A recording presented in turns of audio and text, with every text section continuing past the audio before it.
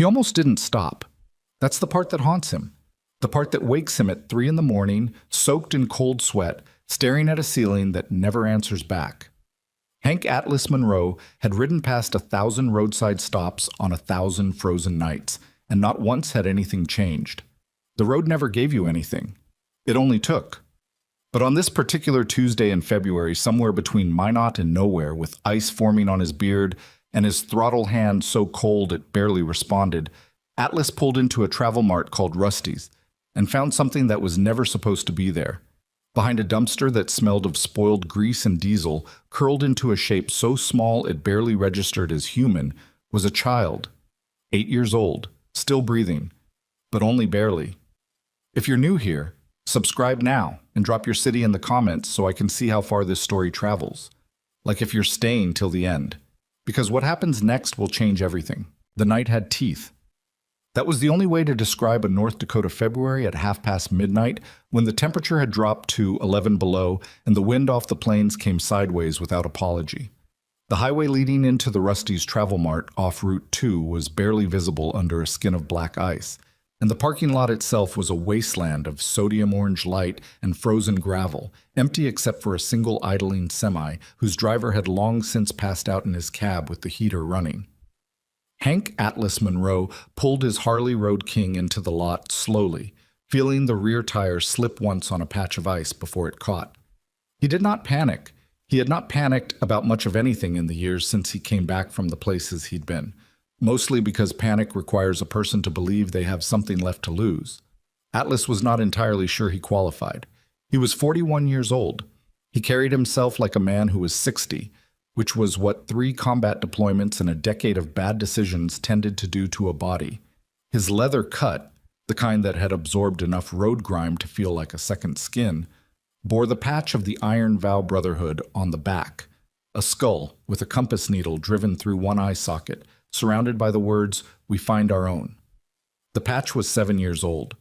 Atlas had stopped explaining what it meant to people who didn't already understand.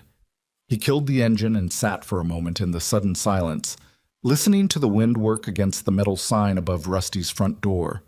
The neon coffee cup in the window buzzed and flickered, half its letters dark. The kind of place that existed purely to be open at hours when nothing decent survived. Atlas liked these places. They didn't ask questions about where you'd been or where you were going. They just poured the coffee and looked the other way. He climbed off the bike with the particular stiffness of a man whose left knee had been operated on twice and was overdue for a third, pulled his helmet off, and hooked it over the mirror. The cold hit his face immediately, sharp and mean, the kind of cold that felt personal. He stood there for a moment with his breath coming out in heavy clouds, scanning the lot the way he always scanned every space he entered. Old habit, the kind that kept men like him alive in places where that mattered. That was when he heard it, not a sound exactly. More like the absence of sound in a specific shape, if that made any sense, which it probably didn't to anyone who hadn't learned to listen the way Atlas had learned to listen. A small disturbance in the wind pattern near the east side of the building, where a commercial dumpster sat against the brick wall under a burnt-out security light. He almost kept walking. He told himself later that the only reason he didn't was because his knee was bothering him and he needed a moment before he dealt with the glass door and the fluorescent lights and the bored teenager behind the counter. He told himself he was just standing there. That's all. Just standing. But his boots were already moving toward the dumpster before that story finished forming in his head, and when he came around the edge of it, he stopped so completely that for a full 3 seconds he did not breathe at all. The boy was wedged between the back of the dumpster and the brick wall, sitting on the frozen ground with his knees pulled to his chest and his arms wrapped around them so tight the knuckles had gone white. He was wearing a flannel shirt, just a flannel shirt, over what looked like thin pajama bottoms, and one sneaker that had no lace. The other foot was bare. His dark hair was plastered to his forehead with what Atlas initially thought was sweat before realizing it was rain, old rain, the kind that had dried and refrozen and dried again over hours. His lips were the color of bruised slate. His eyes, when they found Atlas's face, were open but barely focused, the look of someone who had burned through the last of their reserves and was running on something that didn't have a name. Atlas crouched immediately, bringing himself to the child's level without thinking about what his knee would have to say about that. Hey! His voice came out rougher than he intended. It always did when things mattered. Hey, can you hear me? The boy's eyes moved. That was all. But they moved, and they found his face, and something in them sharpened by a single degree. Recognition, maybe, or just the raw animal acknowledgement of another presence in the dark. Cold, the boy said. The word cost him something. Yeah. Atlas was already pulling off his leather cut, then the flannel beneath it.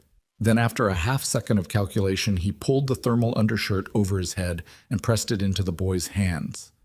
The cold hit his bare chest, and he ignored it. I see that.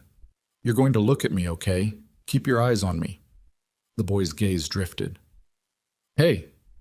Atlas put one hand, careful, slow, the way you'd approach something wild, against the side of the boy's face. The skin was so cold it sent a shock up his arm. Eyes on me. What's your name? A long pause. The wind moved between them. Mason, the boy said. Mason. Atlas repeated it like it mattered, because it did. My name's Atlas. I'm going to pick you up now. You understand? I'm going to carry you inside. The boy said nothing. But when Atlas slid both arms under him, carefully, with the particular gentleness of a man who had learned gentleness the hardest possible way, Mason did not resist. He went boneless against Atlas's chest and said something so quietly that Atlas had to bend his head down to catch it. Please don't send me back.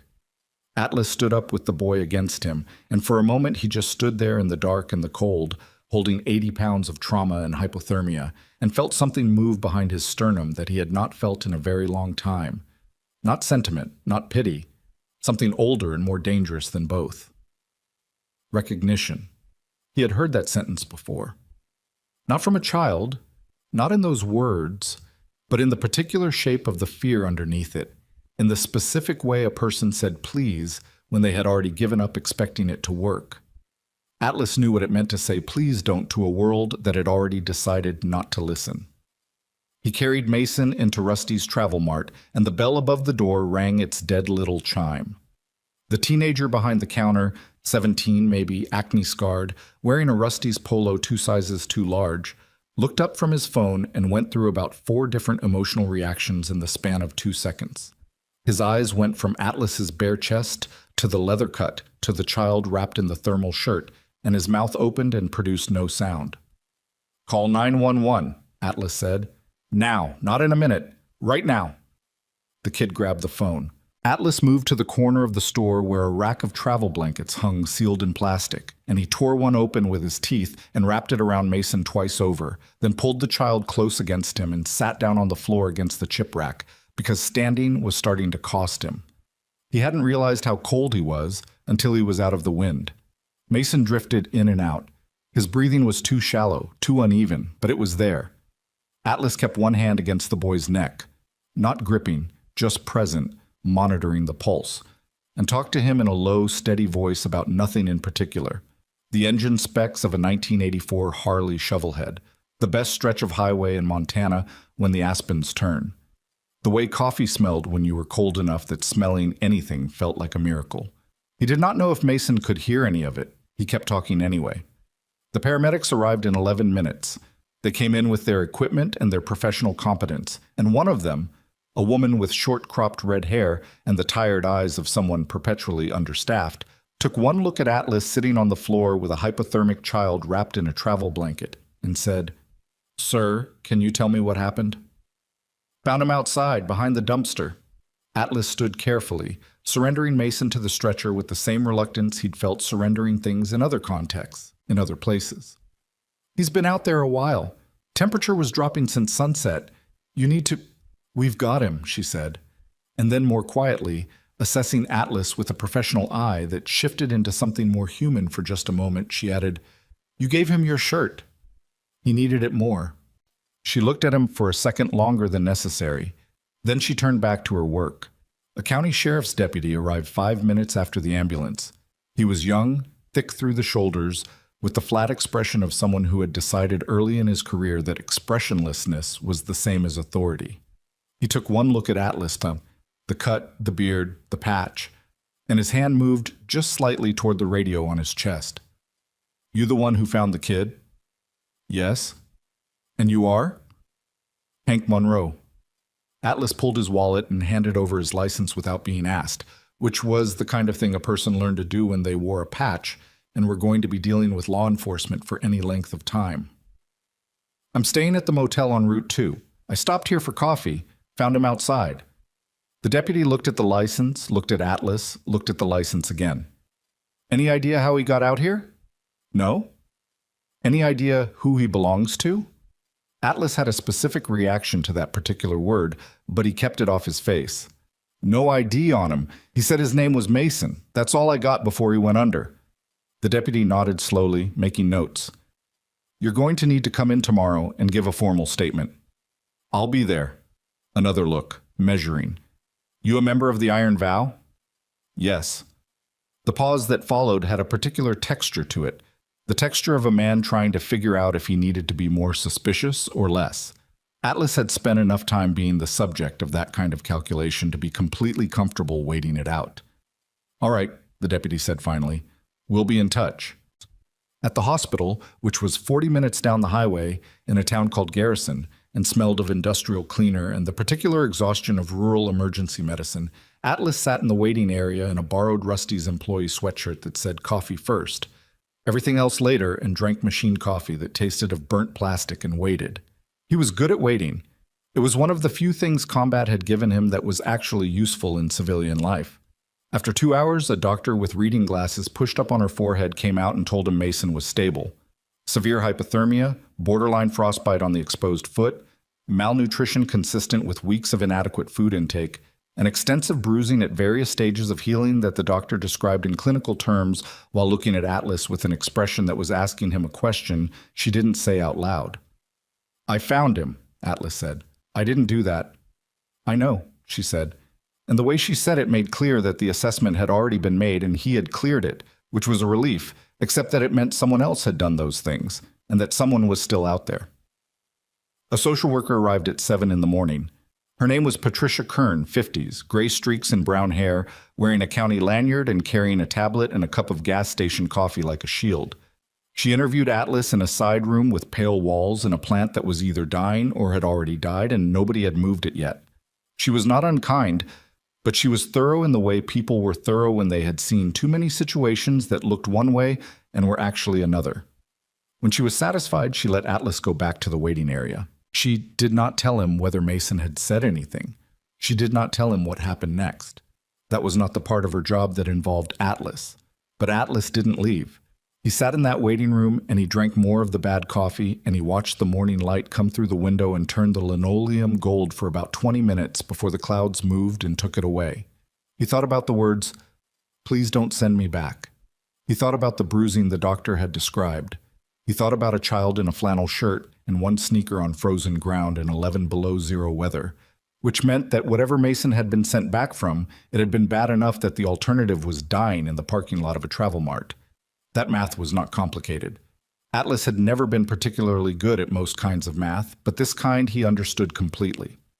At 9:47 in the morning, Patricia Kern reappeared in the doorway of the waiting area with her tablet under her arm and her expression carefully neutral in the specific way that professional neutrality gets complicated when the actual feeling underneath is harder to contain. Mr. Monroe. Yeah. Mason is awake. She paused. He's asking for you. Atlas stood up. His knee complained. He ignored it. Before you go in, Patricia said, and something in her voice made Atlas stop moving entirely. I need you to understand that what he told me this morning, it changes the situation significantly. She looked down at her tablet, then back at him.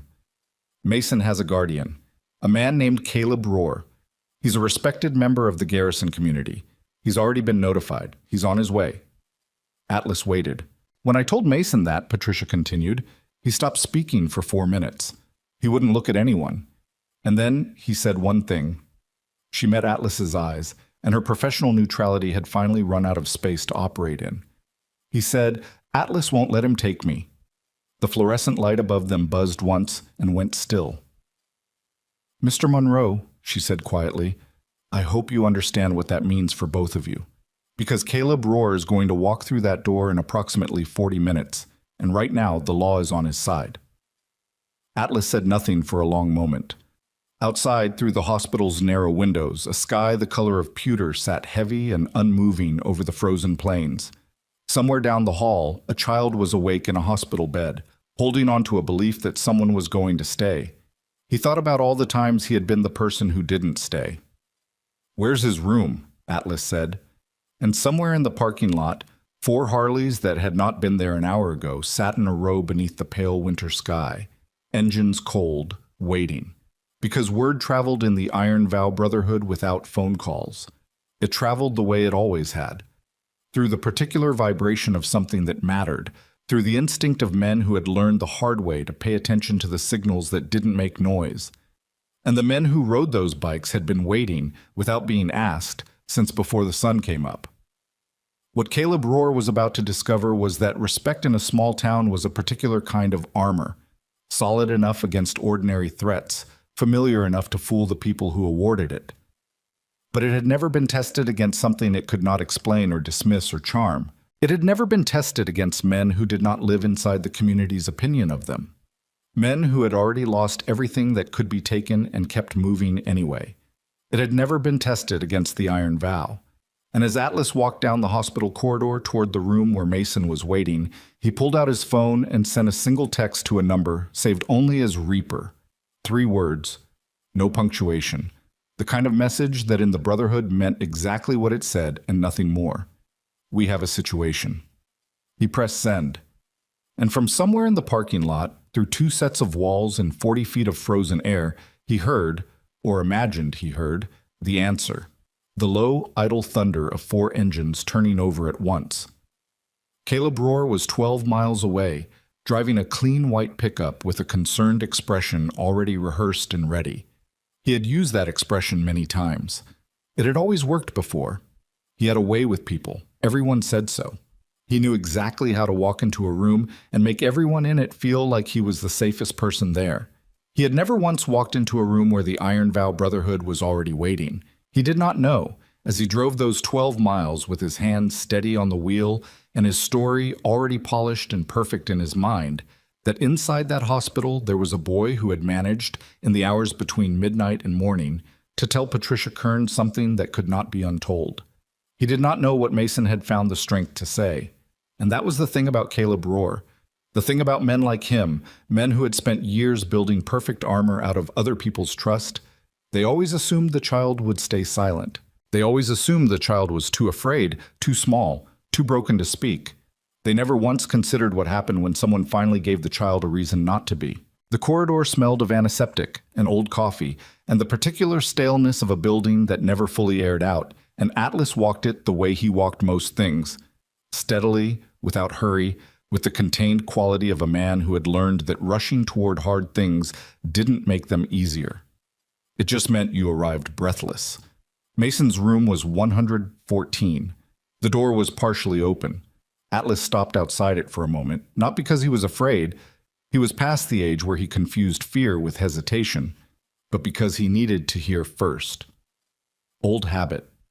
Know what you're walking into before you walk into it. What he heard was silence. And then, underneath the silence, the small, uneven sound of a child breathing through a mouth that had been dry for too long. He pushed the door open with 2 fingers and went in. Mason was propped up against 2 hospital pillows, his dark hair combed back from his face by someone, a nurse probably, in a way that made him look younger than 8, which Atlas had not believed was possible. He had an IV line in his left arm and a pulse ox clip on his right index finger and a hospital blanket pulled to his chest with both hands gripping the edge of it. His color was better than the parking lot. His eyes were clearer. But there was something behind the clarity that Atlas recognized and did not like, a watchfulness that children were not supposed to carry, the specific alertness of someone who had learned that the moment they stopped watching was the moment something bad happened. Atlas pulled the chair away from the wall and sat down next to the bed. He did not say anything immediately. He had found, over the years, that the worst thing you could do to a person who had spent a long time not being listened to was to fill the first silence before they were ready to speak into it. Mason looked at him for a long time. "You stayed," the boy said finally. "I stayed." Another silence. Outside the window, the sky had gone the flat gray of hammered tin, and the wind was picking up again, pressing against the glass with a low, persistent sound like something asking to be let in. "He's coming," Mason said. Not a question. "I know." "Caleb." The name sat in the boy's mouth differently than other words, Atlas noticed. Smaller, compressed, the way a person said a word they had spent a long time being careful around. "She told me." "Patricia." "Yeah." Mason's fingers tightened on the blanket edge. "She said he was worried about me. That's what she said. That he was worried." The boy's voice didn't crack, didn't rise.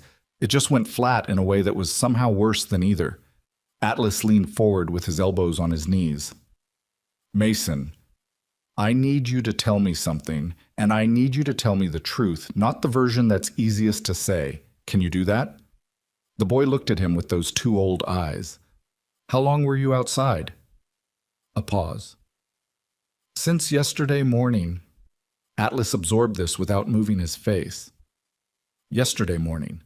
Meaning Mason had been outside in February in North Dakota for somewhere between 16 and 18 hours before Atlas found him.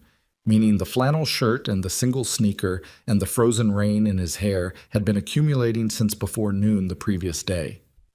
"Why didn't you go to a neighbor?" Atlas said. "A school, a store, anywhere." Mason was quiet for long enough that Atlas thought he wasn't going to answer. Then, "I tried the neighbors, the Pedersons." His jaw shifted. "Mr. Pedersen called Caleb." "He called your guardian." "He said Caleb would want to know I was out." A beat. "He drove me home." Atlas was very still. "And then?" Mason looked at the window. The pulse ox clip on his finger pulsed its small red light with mechanical patience. "The next morning I left again. I just kept walking." In that. "I didn't have anything else." The thing that moved behind Atlas's sternum did so again. That same motion, that same quality of something old and specific being struck into resonance. He had known men, soldiers, most of them, though not only, who had walked into bad situations in inadequate gear because the alternative was staying. He had understood, intellectually, what that kind of calculus felt like. He had never quite imagined it in a child's arithmetic. "The Pedersons," Atlas said. "Are they the only ones who knew?" Mason shook his head slowly. "Most people know Caleb. He does stuff at the school. He coaches the youth league." A pause that had something terrible in it. "Everybody likes him." There it was, the shape of it finally visible. Not just one man with a locked door and a cold floor. A whole architecture of goodwill and reputation and community investment built specifically to be the answer to any question that might arise. Atlas had seen this architecture before, in other contexts, with different materials, and he knew exactly what it meant. It meant that the moment Caleb Rohr walked through that hospital door, the room would rearrange itself around his presence. Not because anyone was consciously protecting him, but because the human mind, when presented with a known quantity and an unknown, almost always chose the known. And Atlas, with his cut and his patch, and his scarred face and his borrowed coffee sweatshirt, was deeply, irreversibly unknown. He was about to say something, he wasn't sure what, only that it needed to be said before the next 40 minutes ran out, when his phone buzzed in his pocket. He pulled it out. One message from Reaper, which was what the Brotherhood called Vincent Callow, who was 53 years old and had 2 Purple Hearts and a prosthetic right ear, from a situation in a country he was not legally supposed to be in, and who was the chapter president of the Iron Vows North Dakota chapter, and the closest thing to a fixed point that Atlas had. The message said, "Outside. All 4. Come when you can." Atlas put the phone away. He looked at Mason. The boy was watching him with that careful animal attention, reading the transaction even without knowing what it said. "You have people out there," Mason said. "Yeah." "Because of me?" "Because of the situation." Atlas paused. "Which includes you." Something moved across the boy's face. Not relief. He was too guarded for something that uncomplicated. But something adjacent to it. The ghost of relief in a face that had forgotten the original. Are they going to help? I don't know yet what help looks like, Atlas said, which was honest. But they're out there. He stood. His knee said its piece. He moved toward the door, and then Mason said quietly, without looking at him, Atlas. The name in his mouth had a different quality than most words, too. Not compressed, not careful. Just said plainly, the way you said something you'd already decided to trust. Yeah. Don't tell them what I told you last night. Atlas turned. Which part? The compass. Mason's hands shifted under the blanket, and Atlas saw the glint of brass, old, tarnished, small, disappear back beneath the fabric. Just don't tell them about that yet. Atlas looked at him for a moment. He did not ask why.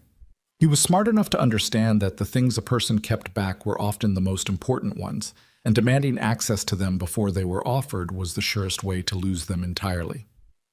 Okay, he said. He went out. The parking lot was winter gray and wind-scoured, and the 4 Harleys sat in a row with a geometry that looked casual and was not. Vincent Callow, Reaper, was leaning against his road glide with his arms crossed and his riding jacket open over a thermal underlayer, which was either a statement about his tolerance for cold or a statement about something else. He was a compact man, gray-bearded, with the particular stillness of someone who had spent enough time in places where stillness was survival that it had become permanent. The prosthetic ear on his right side was always slightly more convincing in winter, when the cold made everyone's ears go that particular shade of pale. To his left stood Danny Oakes, who went by Monk for reasons that had nothing to do with any institution and everything to do with the quality of his silence, which was total and uninterrupted and could make people extraordinarily uncomfortable without him doing anything at all. Monk was 36, black, built like a man who had once needed to be unmovable and had never entirely stepped out of that necessity. He had been in the 82nd Airborne, and he had come back from that experience missing the ability to sleep more than 3 hours at a stretch, which was something he shared with Atlas and spoke about to no one. To Reaper's right was Carl Beaumont, who was called Scar for the obvious reason that ran from his left temple to his jawline, origin story known to the Brotherhood and discussed outside it never. Carl was 47 and had done 2 tours as a combat medic and currently worked as an EMT in Garrison, which was why he had arrived at the hospital already, before the call, from his own shift ending at 6. And at the end of the row, sitting on his bike with his helmet in his lap and his eyes on the hospital entrance with the flat attention of a man running threat assessments on everything that moved, was Jimmy Farrow, youngest of the 4 at 32, who had been with the Iron Vow for 3 years and had the specific quality of someone who had arrived at the Brotherhood through a route that had cost him considerably. He did not talk about the route. Nobody asked. Atlas walked out to them through the cold, his breath coming out in heavy clouds, and stood in front of Reaper without preamble. How much do you know? Atlas said. Carl was on shift. Reaper's voice was what gravel would sound like if gravel were tired. Hypothermia, malnutrition, old bruising. He paused. The bruising. Yeah. Who? Guardian. Name's Caleb Rohr. He's coming in. Atlas checked his watch. Maybe 25 minutes now. Connected? Community pillar, apparently. Coaches youth league. Does school events. Atlas said it the way you said things you needed to say neutrally to be useful. Everyone in Garrison knows him. Reaper was quiet for a moment. The wind moved between them and pushed an empty coffee cup skittering across the parking lot. And the boy? He asked for me by name. Atlas met Reaper's eyes. When they told him Rohr was coming. Another silence. This one had a different texture, the kind that formed when a group of men who had learned to read situations without a lot of words all arrived at the same understanding at approximately the same moment. So, Monk said. It was for Monk, a complete sentence. So, Atlas agreed. Carl Beaumont shifted against his bike. I called my supervisor. He said it without inflection. Told her I had a welfare concern on a patient I'd seen during shift.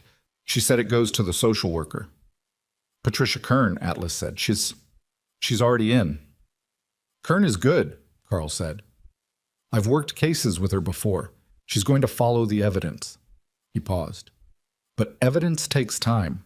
And if Roar has a lawyer, he'll have a lawyer, Atlas said. Then the clock is the problem. They stood with that truth for a moment.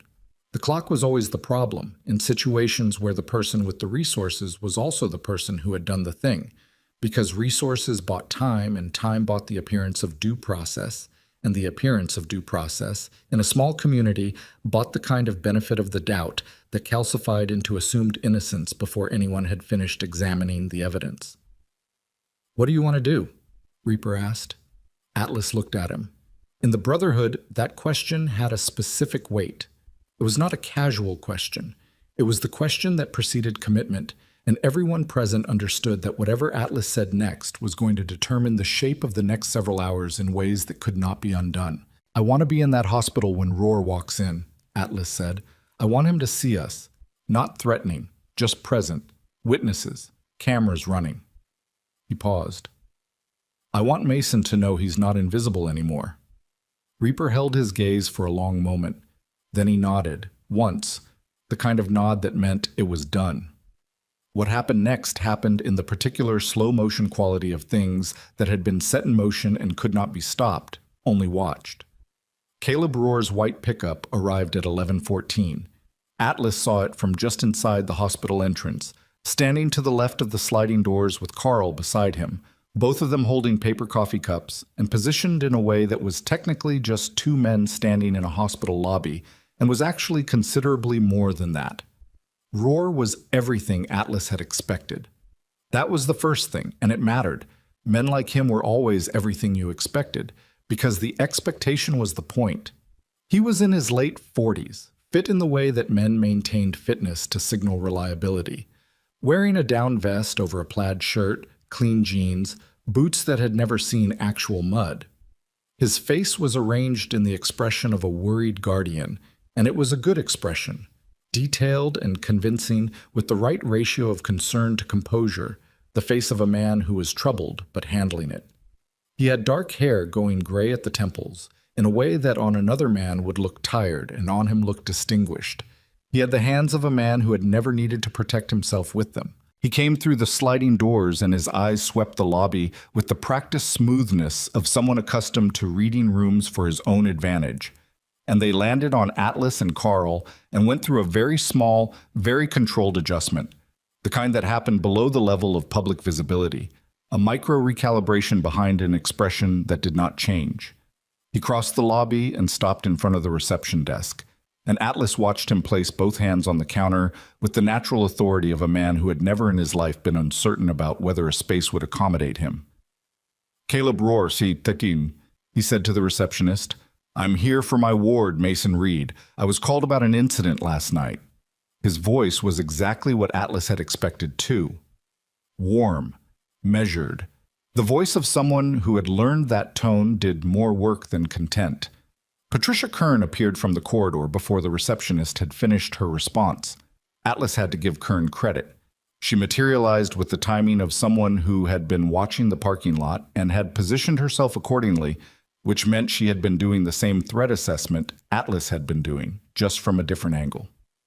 "Mr. Roar." Her voice was professional and completely even. "Thank you for coming in. I'm Patricia Kern. I'm the caseworker on this situation. Can we speak in the family room before you see Mason?" Roar smiled. It was a good smile. "Of course. I just want to make sure the boy is—" "He's stable," Kern said. "The family room is this way." She steered him down the corridor with the practiced guidance of someone who had redirected difficult men many times, and Roar went with her. And as he turned, Atlas saw the moment, brief, 2 seconds at most, when Roar's eyes moved past Kern's shoulder and found the iron vow patch on Atlas's cut. Something happened in those eyes. Not fear. Not exactly. Something more calculated than fear. A rapid inventory, an assessment of variable and resource and risk. The internal movement of a man who is used to controlling situations encountering a variable he had not accounted for. It lasted 2 seconds, and then the smile was back, and he was gone around the corner with Kern. "He made you," Carl said quietly beside Atlas. "I know. He's going to ask who you are. I know that too. What do you want him to think?" Atlas looked at the empty corridor where Caleb Roar had just disappeared. He thought about Mason in room 114 with his hands gripping the blanket edge and his two old eyes and the small brass glint of something he wasn't ready to share yet. "I want him to think exactly what he sees," Atlas said. "A biker who found the kid. Nothing more. Let him believe it's simple." Carl nodded slowly. "And when he finds out it isn't?" Atlas drank his coffee. It was still terrible. "We'll handle that then." The family room meeting lasted 47 minutes. Atlas knew because he stood in the corridor outside it for the entire duration, not trying to listen. The walls were thick enough that he couldn't have anyway, but present, because presence was the only currency he had in a situation he did not yet control. Monk was by the parking lot entrance. Jimmy was at the end of the corridor near Mason's room. Reaper was in his truck outside on the phone. Atlas didn't know to who and had learned not to ask Reaper about his phone calls, since the answers were always either classified or more complicated than they needed to be. When the door finally opened, Kern came out first. Her face said something was wrong in a way that her professional training was having to work to contain. She looked at Atlas with eyes that had reached a decision about him and said, "He wants to take Mason home today." Atlas felt something go very cold and very still in the center of him. "On what grounds?" "Medical discharge is pending, but there's no current legal hold on Mason's placement." She kept her voice low and level. "His placement with Roar is current and legal, and without a documented cause to suspend it, the county cannot—" "The bruising," Atlas said, "consistent with an active 8-year-old, according to Roar. He's already suggested Mason fell during unsupervised play multiple times over the last month." She said it with the flatness of a person reciting something deeply objectionable. "He has documentation from Mason's school about a history of rough play. He brought it with him." A pause. "He had it in his car." The silence after that had a specific weight. He had it in his car. He had come to the hospital with documentation already prepared, which meant he had known, before he arrived, that documentation would be needed, which meant he had known, before he arrived, that someone was going to look, which meant that whatever else Caleb Roar was, he was not someone who was ever caught unprepared. "What does Kern need?" Atlas said. "Not a question. I need Mason to say something on record." She glanced down the corridor toward room 114, and for a moment she looked less like a professional caseworker and more like a woman carrying something very heavy. "I need him to tell me what he told me this morning, officially, on camera, with proper documentation." Another pause. "He won't do it while Roar is in the building." "No," Atlas agreed, "he won't.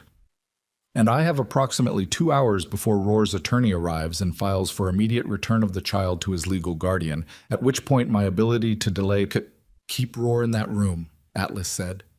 Kern blinked. "I'm sorry?"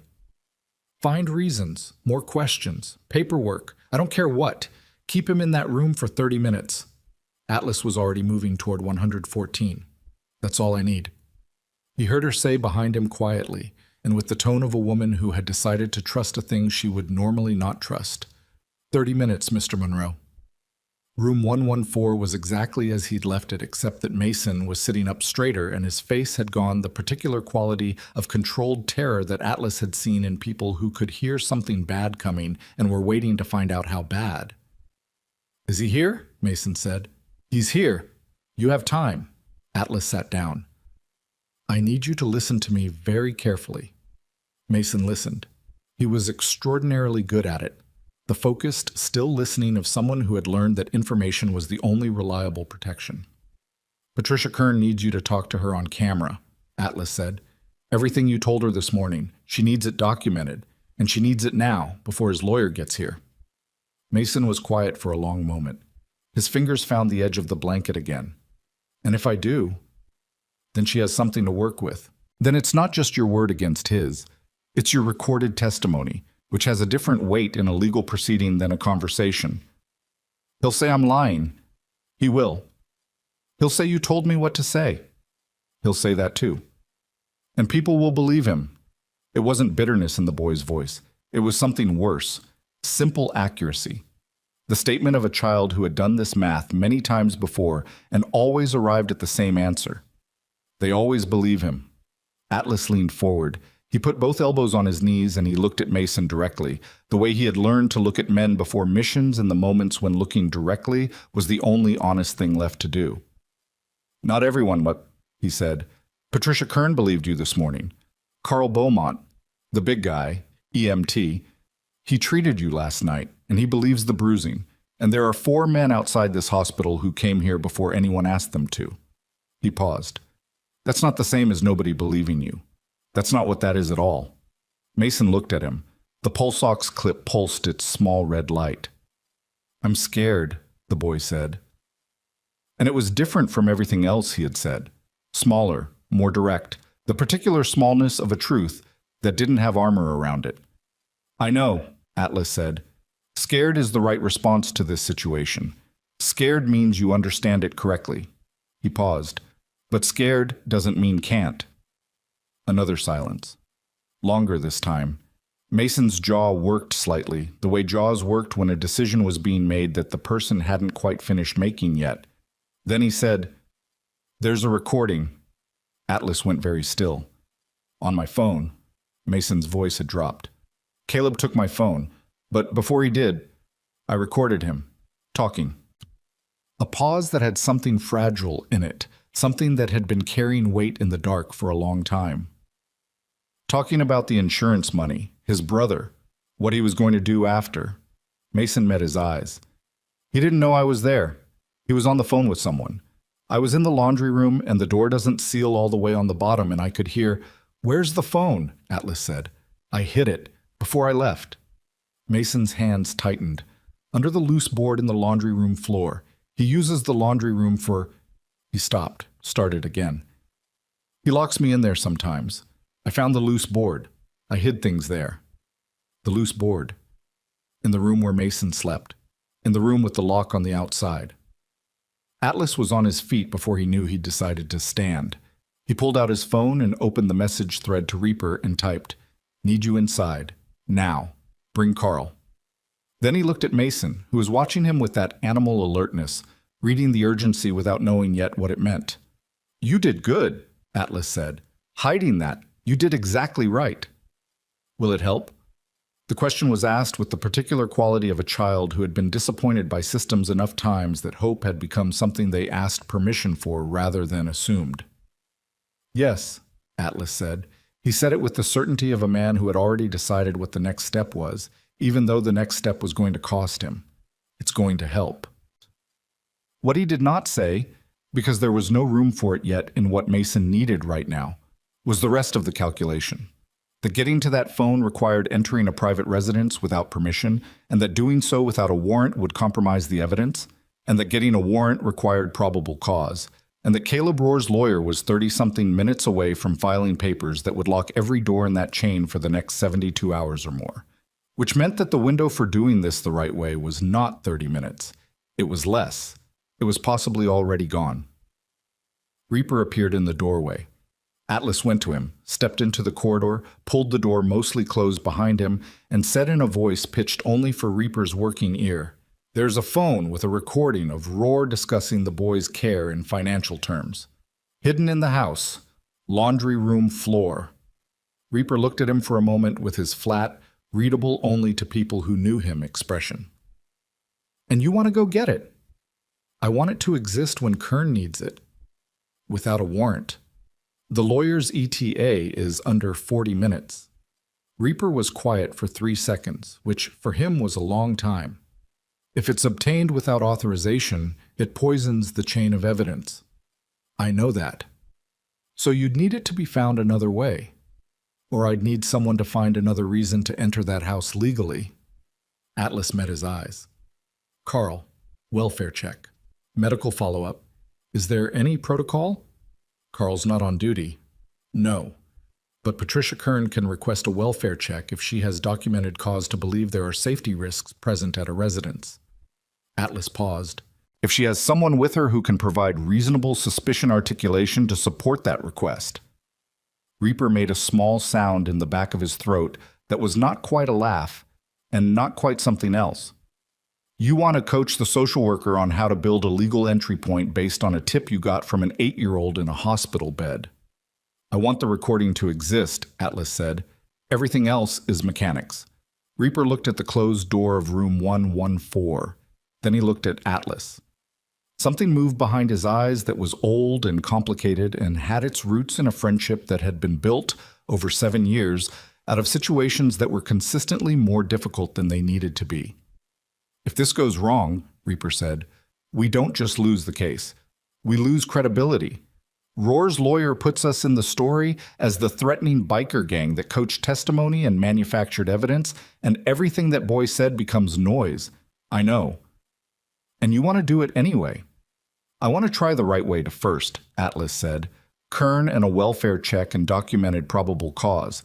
If that doesn't produce the phone, then we step back and find another angle. But if it does, then the phone exists, Reaper said, and we didn't touch it. Right. Another silence. Longer. The fluorescent light above them buzzed with that same irregular rhythm, like a pulse that couldn't quite find its cadence. There's something else, Reaper said. His voice had dropped. I made some calls while you were inside. Atlas waited. Caleb Roar had another foster placement, 4 years ago. Reaper's voice was level in the specific way that level required effort. A girl, 11 years old. Placement ended after 9 months. He paused. The ending was documented as voluntary relinquishment by the guardian due to behavioral challenges. The girl was placed in a group home in Bismarck. Atlas looked at him. She's still there, Reaper said. Group home. Nobody claimed her after. He stopped. I got her case number from someone who owes me a favor and shouldn't have given it to me. Her name is Delia Voss. She's 15 now.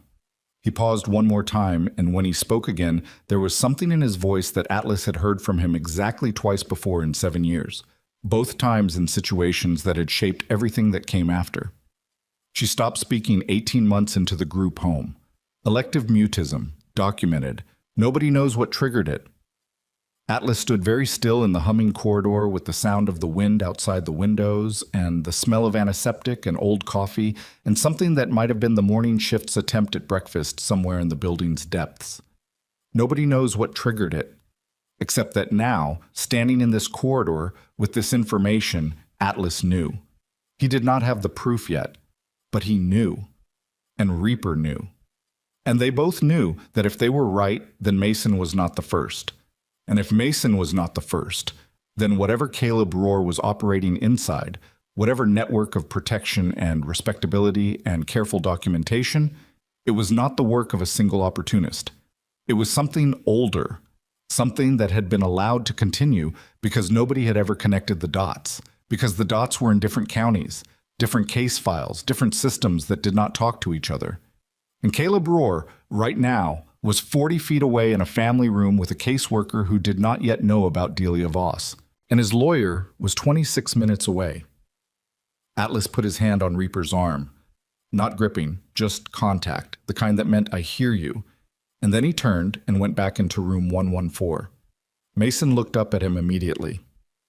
I need to ask you something, Atlas said, sitting back down, keeping his voice completely level. And I need you to answer it honestly, even if you think the answer makes things harder. The boy nodded. Did Caleb ever talk about other kids, other placements, before you? Mason's face did something small and complicated. His hand stilled on the blanket. He had a picture, the boy said slowly, on his desk. A girl. Younger than me. Well, younger than I am now. I asked him once who she was. He paused. He said she was someone who hadn't worked out.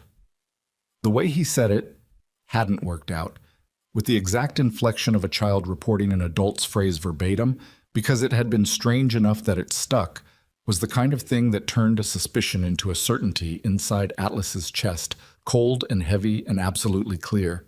He stood up. He went to the window.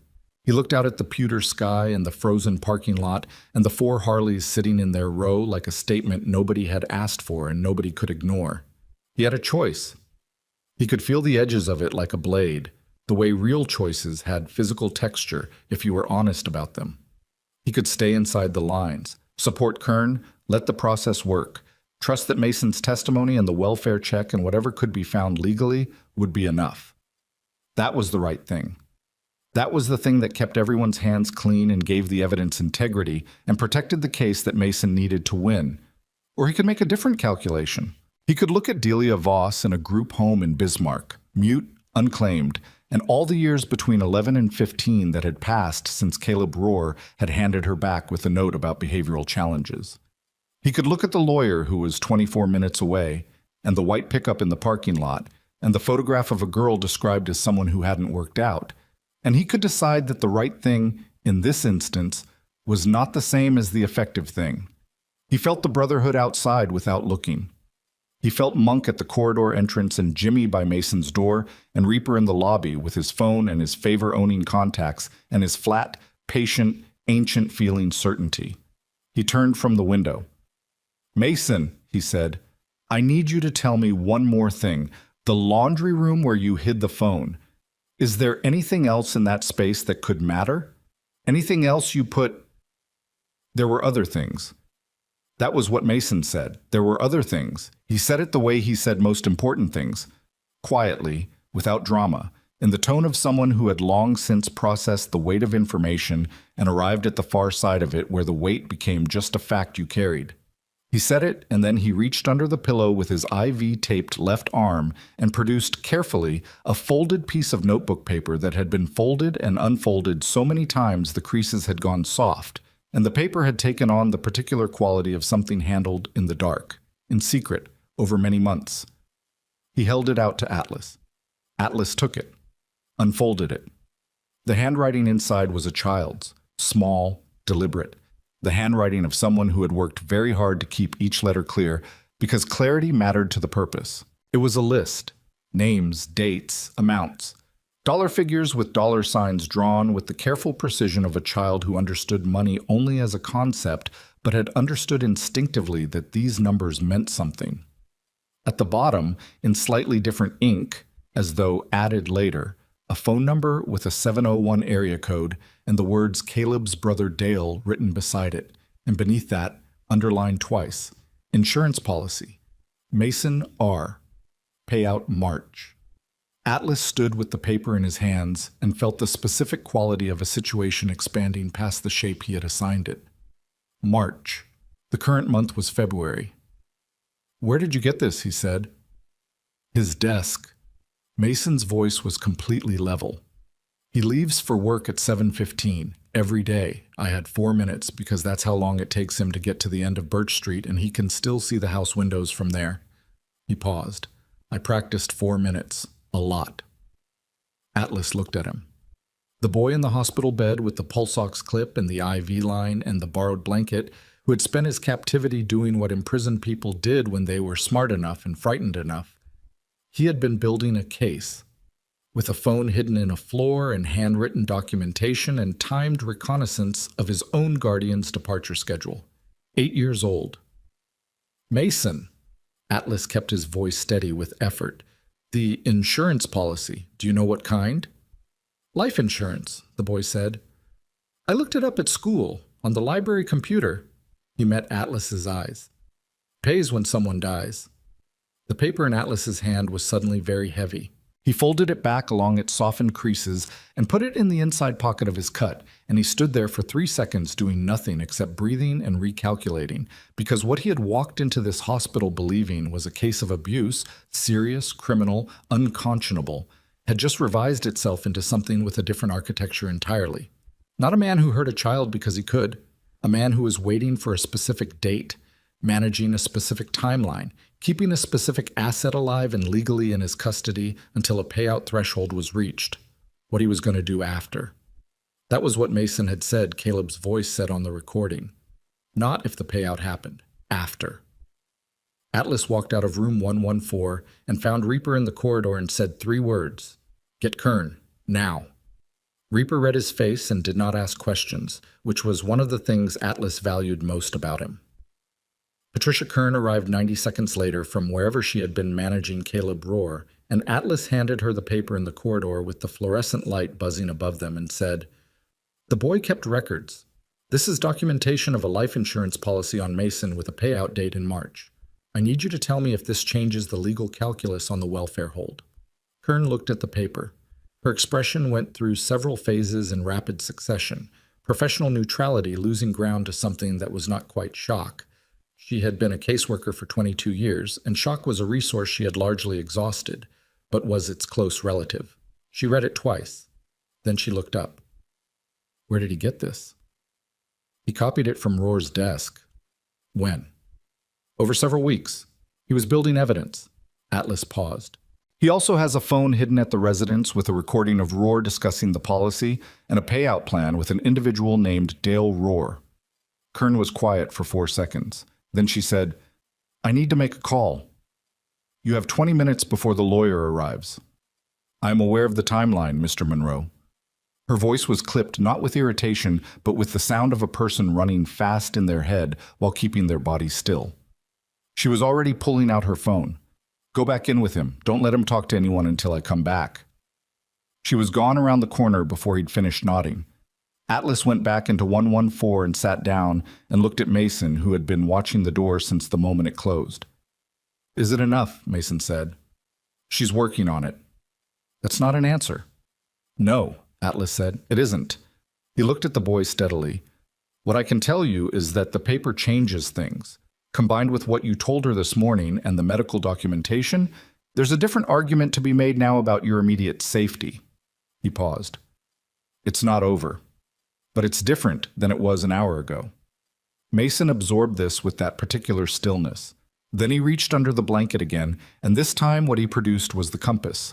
Small, brass, old in the way that well-made things aged, with a cracked crystal face and a needle that drifted when you held it level and never quite settled on north. He turned it over in his hands once, the way people handled worry stones, the gesture of something long practiced. This was my dad's, he said. He gave it to me before he went into the hospital. He said, a pause. Not emotional. Just finding the words. He said even when you don't know where you're going, you always know where home is. Because home is where you point yourself when you're lost. Atlas looked at the compass. Does it work? He said. The needle's bent. It points kind of northwestish instead of north. Mason turned it again. Dad said that was okay. He said sometimes the thing that guides you isn't perfectly calibrated. It just needs to be close enough. Atlas sat with that for a moment. Outside the windows, the pewter sky had darkened slightly, the afternoon beginning its early winter contraction, the light going gray and thin. Somewhere down the corridor, a door opened and closed with a sound like a period at the end of a sentence. Your dad, Atlas said. How long? 2 years, Mason said. Cardiac. He was 43. A beat. My mom was before that. I was 5. Atlas said nothing. There was nothing to say that would not reduce the fact to something smaller than it was, and the fact deserved its full size. Caleb was the third placement, Mason said. The first 2 weren't bad, just temporary. They had their own kids and it got complicated. He said complicated the way kids said words they'd heard adults use to mean something else. Caleb came recommended. The county worker said he had the best record in the district. His jaw shifted. She said I was lucky. The irony was too sharp to comment on, and Atlas didn't try. His phone vibrated. A message from a number he didn't recognize. 7 digits, no area code, which was the Iron Vow's internal format for messages they didn't want traced to a sender. He opened it. 4 words. Lawyer is in lot. He stood. I'll be back. You keep saying that, Mason said. I keep meaning it. The lobby had changed quality in the time Atlas had been in 100 Fortin. The air had a different charge. The particular electrical feeling of a confrontation that had not yet become visible but was fully present beneath the surface of everything. Caleb Rohr had come out of the family room and was standing near the reception desk with his arms crossed and his face arranged in the expression of a man whose patience was being tested in ways he found both inconvenient and faintly insulting. Beside him was a man Atlas had not seen before, 50-something, gray suit, leather briefcase, the groomed competence of a lawyer who billed $400 an hour and had never in his life waited longer for anything than he chose to. Atlas registered all of this from the corridor entrance, without entering the lobby, staying back, assessing. Reaper was visible in his peripheral vision near the vending machines, casual, coffee in hand, positioned in a way that was technically just a man drinking coffee. Monk was near the entrance, which he had not been before. They had tightened the perimeter without being asked.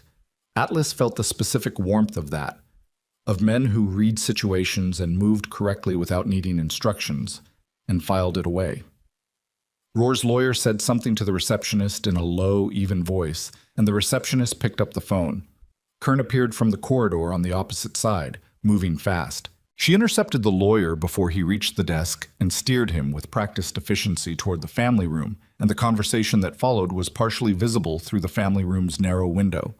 Kern with her tablet and her documented composure, the lawyer with his briefcase and his $400 an hour patience, and Roar between them with his good face and his prepared documentation and the expression of a man who is very accustomed to winning rooms. And then something happened that Atlas saw and Reaper saw and Monk saw, all three of them from different angles, none of them close enough to hear, but all of them close enough to watch. Kern placed a document on the table between them, a single page. She put it down the way people put things down when the thing was doing the talking for them. And the lawyer leaned forward to read it, and Roar leaned forward beside him. And what happened in Roar's face in the moment after he read it was not the small controlled recalibration of the lobby. It was something different, briefer, more fundamental. The specific movement of a person who has been building a structure for years and has just heard the sound that precedes its collapse. It lasted under a second. Then it was gone and his face was smooth again. But Atlas had seen it and Reaper had seen it, and the fact that they had seen it meant that Kern's piece of paper, Mason's handwritten list or whatever Kern had built from it in the last 20 minutes, had landed exactly where it needed to land. The lawyer said something. Kern responded. Roar's hand on the table moved once, pressing flat against the surface in a gesture that was controlled and betrayed something underneath the control. Then the lawyer stood and closed his briefcase and said something final, and Kern nodded and Roar stood, and the two of them came out of the family room and walked across the lobby and out through the sliding doors, and the lobby exhaled. Kern came out of the family room 30 seconds later. She found Atlas in the corridor with the efficiency of someone who had memorized the building's geography by necessity. Her face was arranged in professional neutrality, and under it something that might have been, in another context, satisfaction. The grim and careful satisfaction of a person who has moved a very small lever and felt something very large begin to shift. Temporary protective hold, she said. Emergency basis. 48 hours. She let that land. During which time I have authorization to conduct a welfare investigation at the Roar residence. The phone, Atlas said. If it exists where Mason says it does, and if the content is what Mason describes, then we have the basis for an expanded investigation. She paused. I'm going with 2 deputies. In approximately 1 hour. I want Carl with you. Mr. Beaumont is a civilian. He's a combat medic and an EMT, and he has the specific quality of knowing when a space has been used to confine someone. Atlas looked at her. He'll see things your deputies won't. She held his gaze for a moment. Then she said, He rides with us. He stays back. He doesn't touch anything. Understood. She turned to go. Then she stopped and turned back, and something in her face had shifted 1 degree off professional into something more personal, the look of a woman who had been doing hard work for a long time and occasionally needed to say a true thing out loud to remain calibrated. The documentation that boy kept, she said. The list. The dates and amounts. She shook her head slightly. I have been in this job for 22 years, Mr. Monroe. I have never seen an 8-year-old build a paper trail. He's been alone for a long time, Atlas said. Alone teaches you things. She looked at him for a moment with an expression he couldn't entirely read. Then she left. The afternoon compressed. Atlas went back to Mason and sat with him through the lunch hour, eating nothing himself, watching Mason pick at a hospital tray with the cautious appetite of someone who had learned not to trust food to continue being available. They did not talk much. The quality of the silence was different than it had been in the morning, less sharp, not yet comfortable, but moving in that direction. The compass appeared and disappeared from Mason's hands at intervals, the small brass circle making its slow rotation between his fingers like a thought that kept returning. At 2:17 in the afternoon, Carl sent a message that said only, "Found it." At 2:49, a second message. "There's more." Atlas stared at those two words for a long moment. He showed them to Reaper when he stepped out into the corridor, and Reaper read them with his flat expression and then said, "More." That's all he said. More than the phone. More than the phone. They stood with that. The fluorescent light buzzed. Somewhere outside, the wind had picked up again, pressing against the building with renewed commitment. "I'm going to make a call," Reaper said. "To who?" "Someone who can run the name Dale Rohr faster than the county system." He said it without inflection. "Give me 15 minutes. Atlas gave him 15 minutes. He spent them in 114 with Mason, watching the boy drift in and out of the light sleep that hypothermia recovery produced. Not deep sleep, just the body's insistence on reclaiming ground, the systems restoring themselves 1 degree at a time.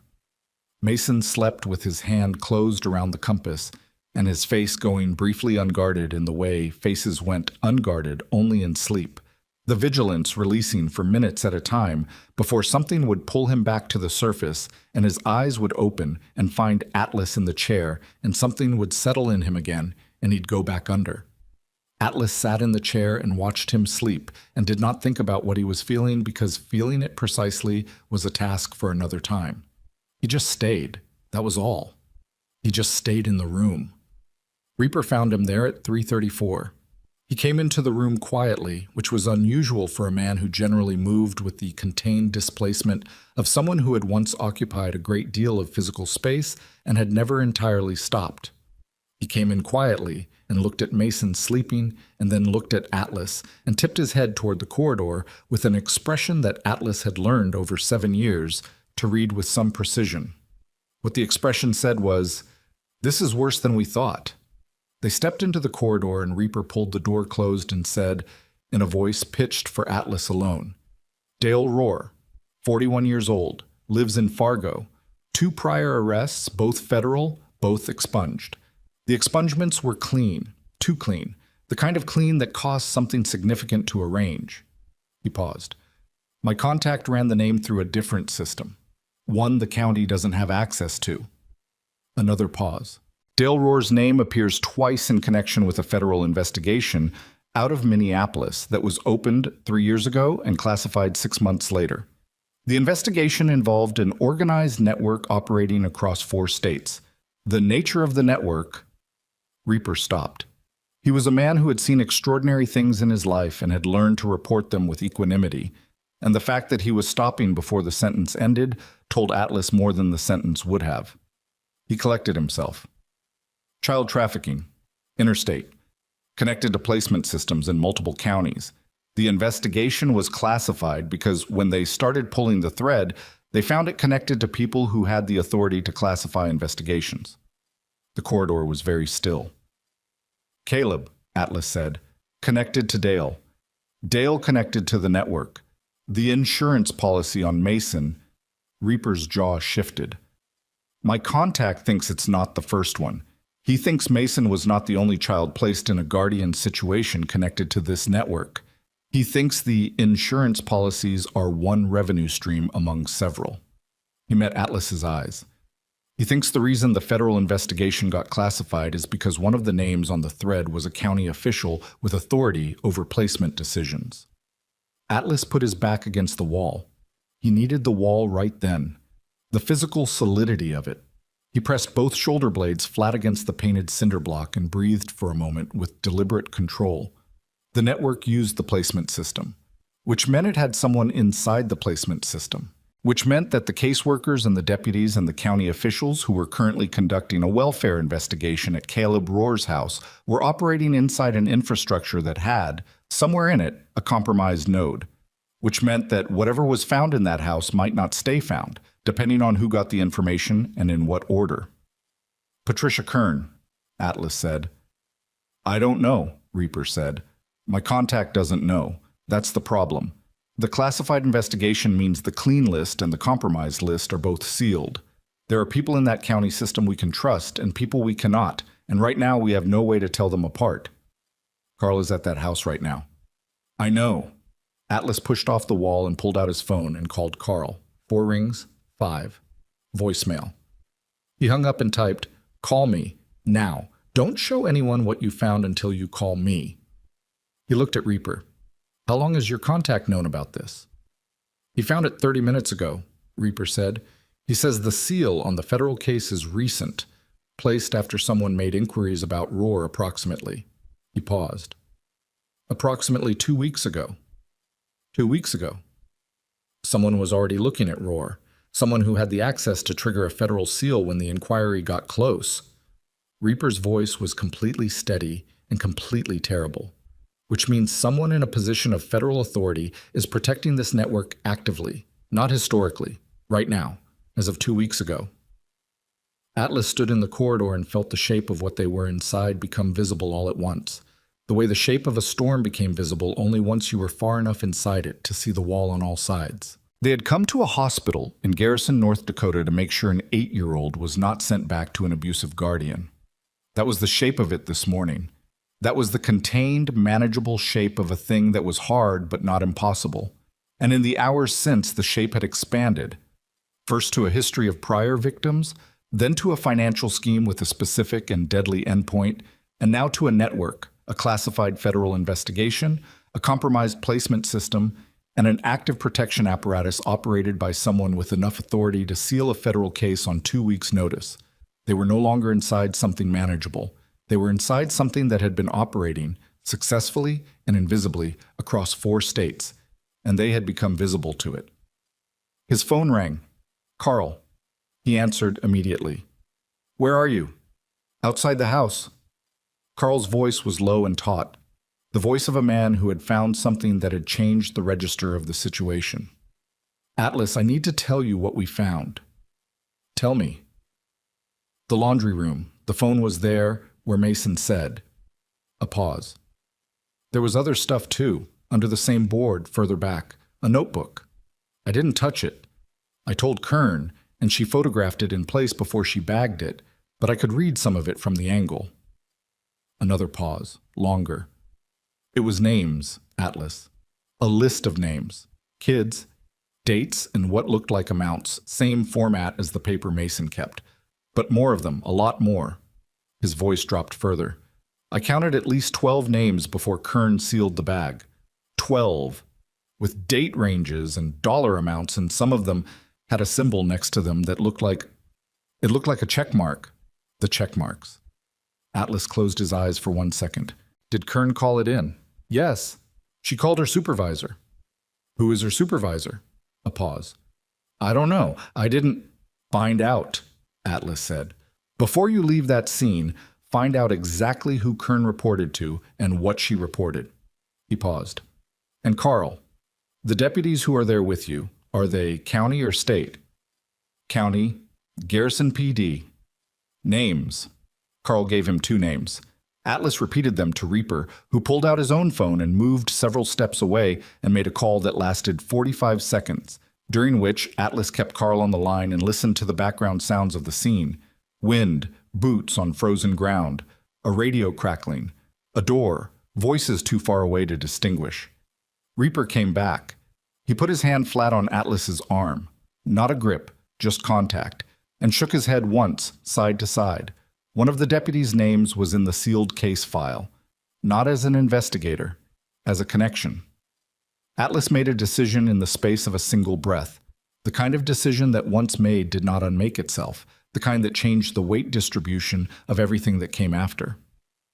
"Carl," he said, "I need you to do something, and I need you to do it in the next 2 minutes. The notebook that Kern bagged, the photographs she took before she sealed it. She took them on her county tablet." "Yeah." "She also has a personal phone." A pause. "Atlas, I'm not asking you to take anything. I'm asking you to ask Kern if she took any personal photos as backup documentation. Caseworkers sometimes do. It's not standard, but it happens." He paused.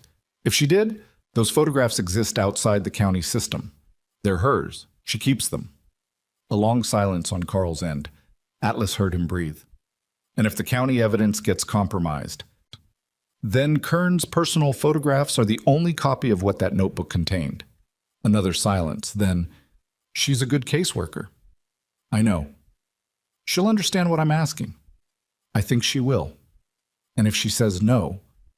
"Then she says no." Atlas paused.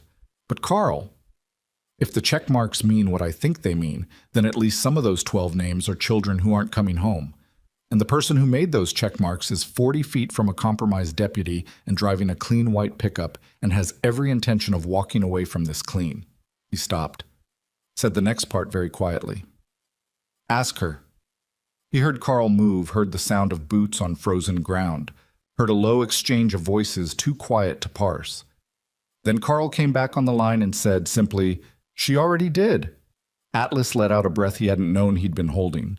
"Get out of there," he said. "Both of you, come here."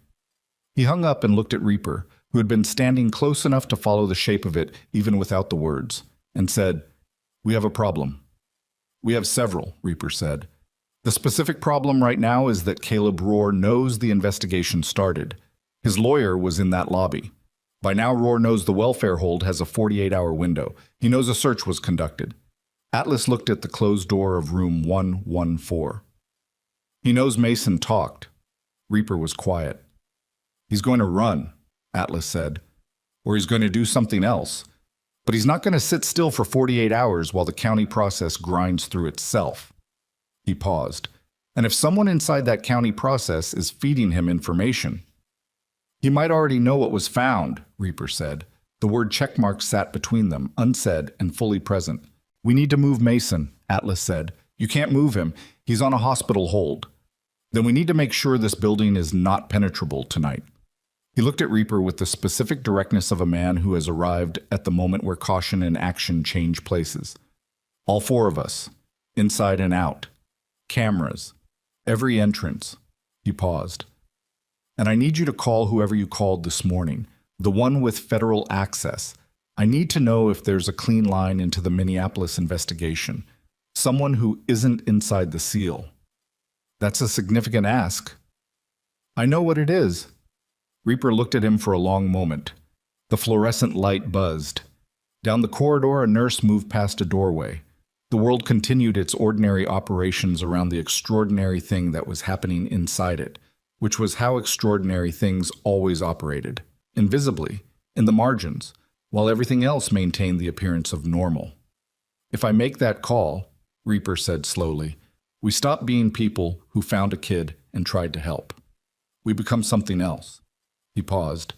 "We become people who are actively interfering in a federal situation involving organized crime and compromised officials." "I know." "The Brotherhood takes a hit from that regardless of how it ends." "I know that too." "And you want to do it anyway." Atlas looked at the closed door of room 114. He thought about Mason sleeping with the compass in his fist. He thought about Delia Voss in a group home in Bismarck, mute for 18 months, unclaimed. He thought about 12 names in a notebook with checkmarks beside some of them, and the particular quality of a checkmark as a symbol, the gesture of completion, of something finished, of a column tallied and a box closed. He thought about a child who had said, "Please don't send me back in a parking lot in 11 below zero weather," and the specific arithmetic of what that child had been willing to endure rather than return to the alternative. "Yes," he said. Reaper nodded once. He moved away down the corridor with his phone already in his hand. Atlas pushed open the door of room 114. Mason was awake, sitting up, compass in his palm, watching the door with those two old eyes. "Something happened," the boy said. Not a question. Atlas sat down. He leaned forward with his elbows on his knees, and he looked at Mason directly, in that way he had, the way that was the only honest option left in moments that required honesty. "I need to tell you something," Atlas said. "And I need to tell you all of it, not the easy version." Mason's grip on the compass tightened. "Okay." "What you did. The list, the phone, the documentation. It was more important than you knew." He paused. "Because Caleb isn't just what he looks like. He's connected to something bigger, something that goes further than Garrison." He watched the boy's face absorb this. "Which means the danger is bigger too, but it also means that what you did, the records you kept, It's evidence that matters far beyond just your case. Mason was very still. I need to know, Atlas said, if you understand what I'm telling you, because it's going to get harder before it gets easier. The next few hours are going to be... He's going to try to get to me, Mason said. Quiet. Direct. The statement of someone who had already done the calculation. He might try, Atlas said. He's done it before, Mason said. When things got close, he has a way of... He stopped. Something moved across his face, and for the first time since Atlas had found him, the 8-year-old appeared briefly and completely, frightened, genuinely, in the way that children were frightened when the adult understanding they'd been forced to develop couldn't quite contain the feeling underneath it. He always finds a way to make it go away, Mason said. The things that get close to him. They always just go away. The fluorescent light buzzed. From somewhere outside the building, through 2 sets of walls and winter-dense air, came a sound that was both distant and unmistakable, the low rolling thunder of a Harley engine. And then another. And then, in rapid succession, 3 more, the sound building and layering until it became something else entirely. Not just engines, but a kind of statement, a presence, announcing itself to the frozen afternoon. Atlas stood. He went to the window.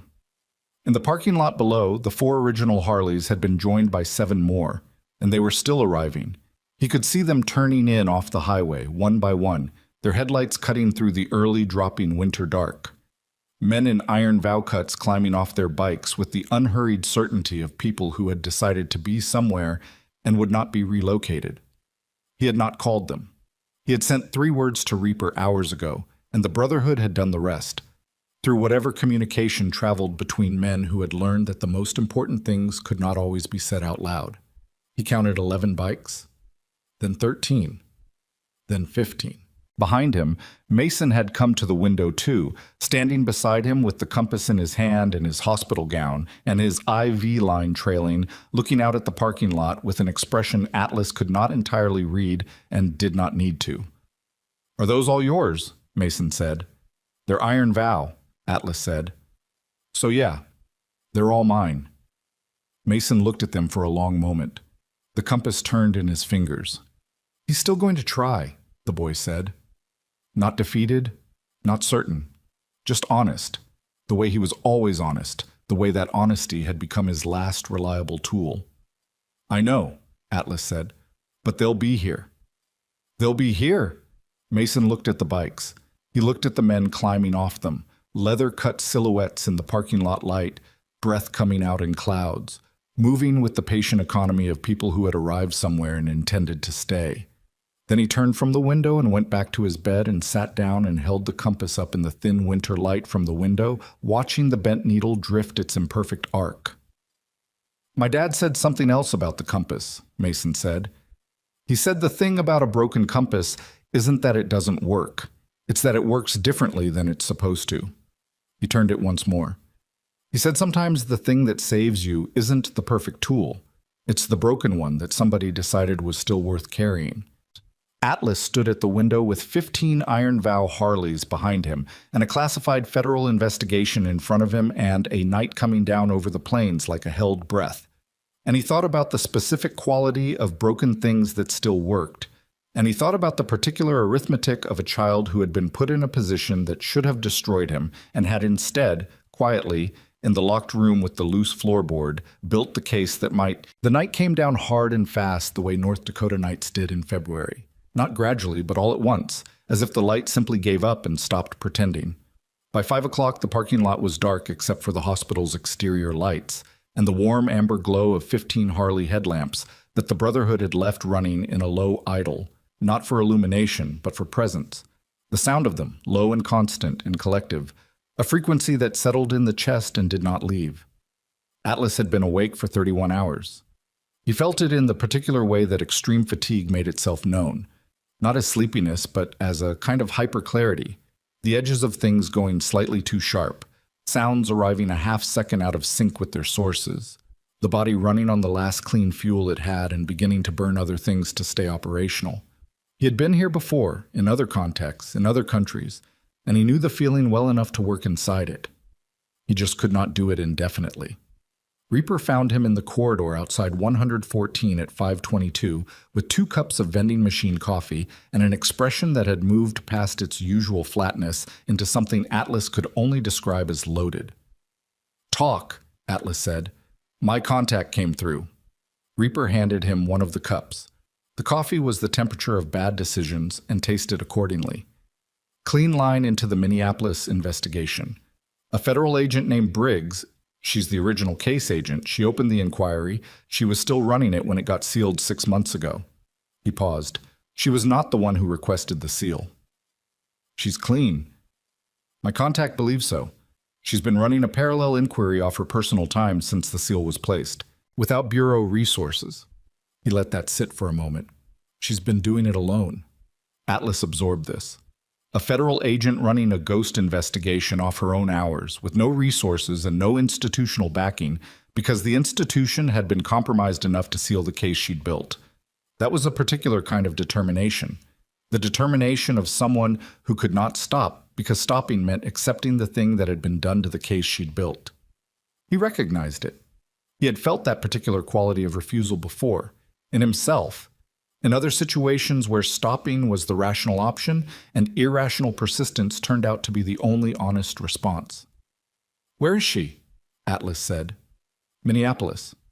But she's been informed of the situation here and she is—" Reaper paused, selecting the word with care.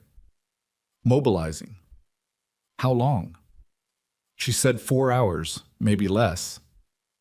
4 hours. Atlas looked at the door of room 114 and thought about the 48-hour window on the protective hold and the compromised deputy and Caleb Rohr somewhere in Garrison with a lawyer and a network and the specific knowledge that things were closing in. 4 hours was an eternity in a situation that was actively moving. "There's something else," Reaper said. Atlas waited. "Carl got a call 20 minutes ago from the second deputy at the scene, the clean one, according to my contacts list. The deputy's name is Okafor. He called Carl directly, not through dispatch." Reaper's voice was level and completely deliberate. "He said the notebook from Rohr's laundry room has been flagged for reassignment to county evidence, which means it leaves the possession of the investigating officer and goes into a chain of custody that runs through the county evidence coordinator." "Who is?" "Someone whose name appears in the sealed federal case," Reaper said, "as a connected party, not a target. A connected party." Atlas set down the coffee cup. "The notebook gets buried. Or accessed and modified, or simply loses its documentation somewhere in the transfer." Reaper paused. "Deputy Okafor knows this. That's why he called Carl instead of going through dispatch. He's asking for guidance on how to protect the chain." "Kern's photographs," Atlas said, "exist on her personal phone off system." Reaper met his eyes. "But Kern doesn't know about the compromised coordinator. She filed her formal report through standard channels 20 minutes ago, which meant the formal report had gone to the coordinator, which meant the coordinator knew what had been found, which meant Caleb Rohr potentially knew what had been found, or would know within the hour, which put the timeline on whatever he was planning considerably ahead of where Atlas had been calculating it. He pulled out his phone and called Carl. "The notebook," Atlas said when Carl picked up. "Okafor, can he hold it on his person rather than submitting to the evidence chain? Any legal basis?" "He says active welfare investigation. He can maintain physical custody of primary evidence for the duration of active response." Carl's voice was taut. "It's a stretch, but it holds for maybe 6 hours before someone with more authority pushes back. Tell him to hold it, and tell him he needs to be in that hospital in the next 30 minutes. "He's already driving," Carl said. Atlas hung up. He looked at Reaper. The corridor was quiet. Down at the nursing station, a night shift nurse was doing her rounds, and the ordinary sounds of the hospital continued their ordinary operations around the extraordinary pressure that was building in the spaces between. "The Brotherhood outside," Atlas said. "I need 2 inside, Monk and Jimmy. 1 at the entrance to this wing, 1 at the stairwell, not visible from the nursing station. I don't want to spook the staff, but present." "Done." Reaper was already texting. "The others? Keep them in the lot, visible, engines running." He paused. "I want Rohr to know, if he's watching, if anyone connected to him is watching, that this building is not accessible tonight." Reaper sent the message. Through the window at the end of the corridor, Atlas could see the parking lot below, and as he watched, The engines of 15 Harleys revved simultaneously and then dropped back to idle. Not driving, not leaving, just adjusting, the sound rising and falling like a single controlled breath, like a statement being made in a language that did not require words. He went back into room 114. Mason was not asleep. He was sitting up in the bed with the compass in both hands and his eyes on the door, and when Atlas came through it, the boy's shoulders dropped 2 centimeters. The specific relaxation of someone who had been tensed for the wrong person to arrive and was relieved to have been wrong. "You look terrible," Mason said. "I feel fine," Atlas said, which was a lie, and they both knew it and neither of them needed to discuss it. He sat down, checked his watch. 5:41 p.m. Briggs was 4 hours out, minimum. Okafor was 30 minutes from the building. The protective hold had 39 hours remaining, which should have been enough, but in a situation where the institutional machinery had been partially compromised, remaining time on a hold was only as reliable as the people administering it. He was running the calculation for the 4th time when his phone rang. Unknown number, not iron vow format. He answered. "Monroe." The voice was flat and male and had the particular quality of a voice that had decided to be direct because it had run out of patience for the alternative. "My name is Okafor. I'm 4 minutes out." "I know, Carl told me." "There's something I didn't tell Carl." A pause. Short. The pause of someone making a last decision about whether to say a thing. "When we were at the Rohr residence, before Kern called it in, before I called Beaumont, I did a walkthrough of the property. Standard procedure." Another pause. "There's a shed on the back of the property, padlocked. I didn't have grounds to enter it without an additional warrant basis, so I documented its presence and moved on." He paused one final time. "On my way out, I noticed the padlock was a specific model, commercial grade, the kind you'd put on a space you access regularly but don't want anyone else to access easily." His voice dropped slightly. "It had scratches on the shackle, recent, the kind you get from repeated use, not forced entry. Someone goes in and out of that shed a lot. In winter." Atlas was very still. "What's in the shed?" he said. "I don't know," Okafor said. "I didn't have the grounds." A beat. "I do now.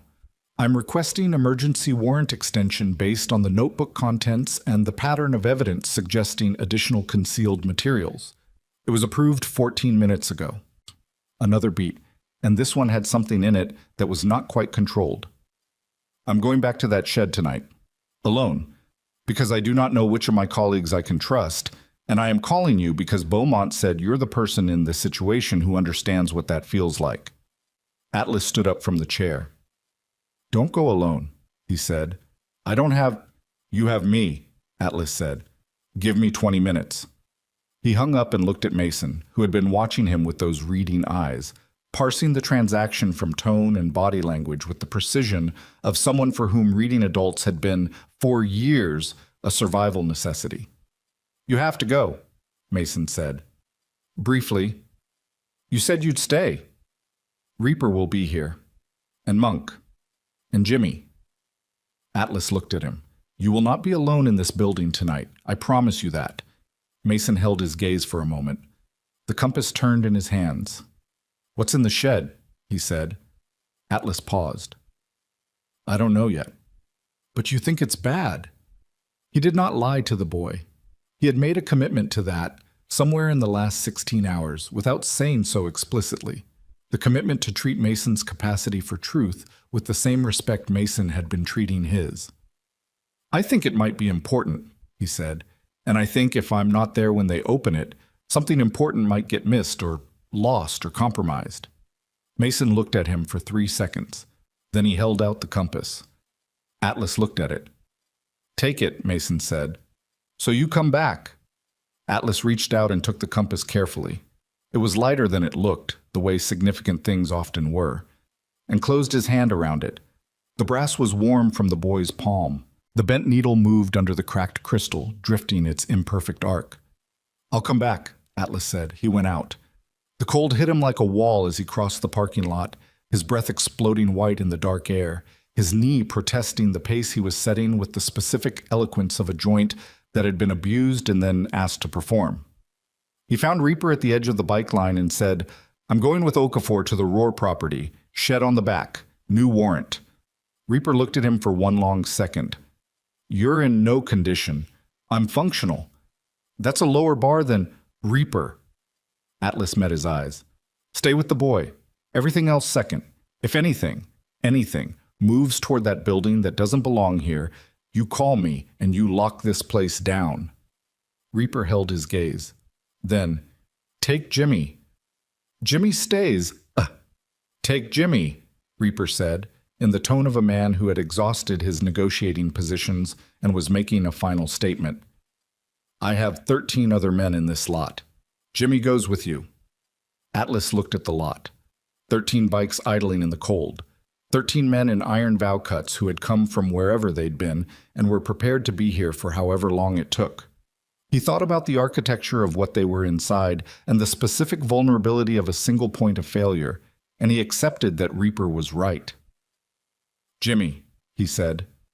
Jimmy Farrow was off his bike and at Atlas's side in 8 seconds, helmet under his arm, the flat threat assessment expression he wore when situations required it fully deployed. He did not ask questions. He had been with the Iron Vow long enough to understand that some things were explained en route. Okafor's cruiser pulled into the lot at that moment, and the deputy who climbed out was younger than Atlas had expected. Late 20s, compact, with the specific bearing of someone who had decided on a course of action and had made peace with its costs. He looked at Atlas, and then at Jimmy, and then at the 15 Harleys, and said nothing about any of it. "Monroe," he said. "Okafor." Atlas shook his hand. "This is Jimmy. He's with me." Okafor looked at Jimmy for 1 second. "He stays outside the active investigation perimeter." "Understood." They drove to the Roar property in Okafor's cruiser, Jimmy following on his Harley, the sound of it filling the dark residential streets of Garrison with something that was not subtle and was not meant to be. The streets were empty. This was a small town in winter at 6 in the evening, the kind of empty that was not absence but withdrawal, everyone indoors, the cold having done its work of clearing the surfaces of the world down to what remained when comfort was not an option. The Roar House was a medium colonial on Birch Street, white siding, 2-car garage, the kind of house that announced responsible stability. Every light was off. The white pickup was gone from the driveway. Okafor noted this without commenting on it. Atlas noted it and felt something tighten in his sternum that had the quality of a clock. They went around the back. Jimmy positioned himself at the property corner, visible from the street, engine still running on the bike he'd parked out front. Present, a perimeter. Okafor used a bolt cutter on the padlock with the focused efficiency of someone who had done this before and had the paperwork to back it. The shackle gave. The door swung. Okafor turned on his flashlight. Atlas turned on his phone light. The shed was 12 by 16 feet, insulated, with a propane space heater that had been off long enough to let the cold fully reclaim the interior but still smelled of recent warmth. There were shelves on 2 walls, filing boxes, labeled in a neat hand, a laptop in a hard-shell case, a folding table with a printer and a laminator, and on the wall above the table, pinned with pushpins in neat rows, a series of photographs. Atlas moved the light across them and felt the cold in the shed shift into something that was not temperature. Children. Every photograph was a child. Some were what looked like official placement photos, the kind taken at intake, institutional backgrounds, the particular quality of photographs taken by systems rather than people. Others were candid, taken without the subject's awareness, the slightly soft focus of distance photography. Each photograph had a handwritten label in the bottom corner.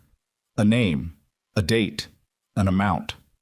And in some cases, in the same notation system Atlas had seen on Mason's handwritten list, a small symbol beside the amount, not a check mark. Atlas had been wrong about that, or Mason had described it from memory in slightly different terms. It was not a check mark.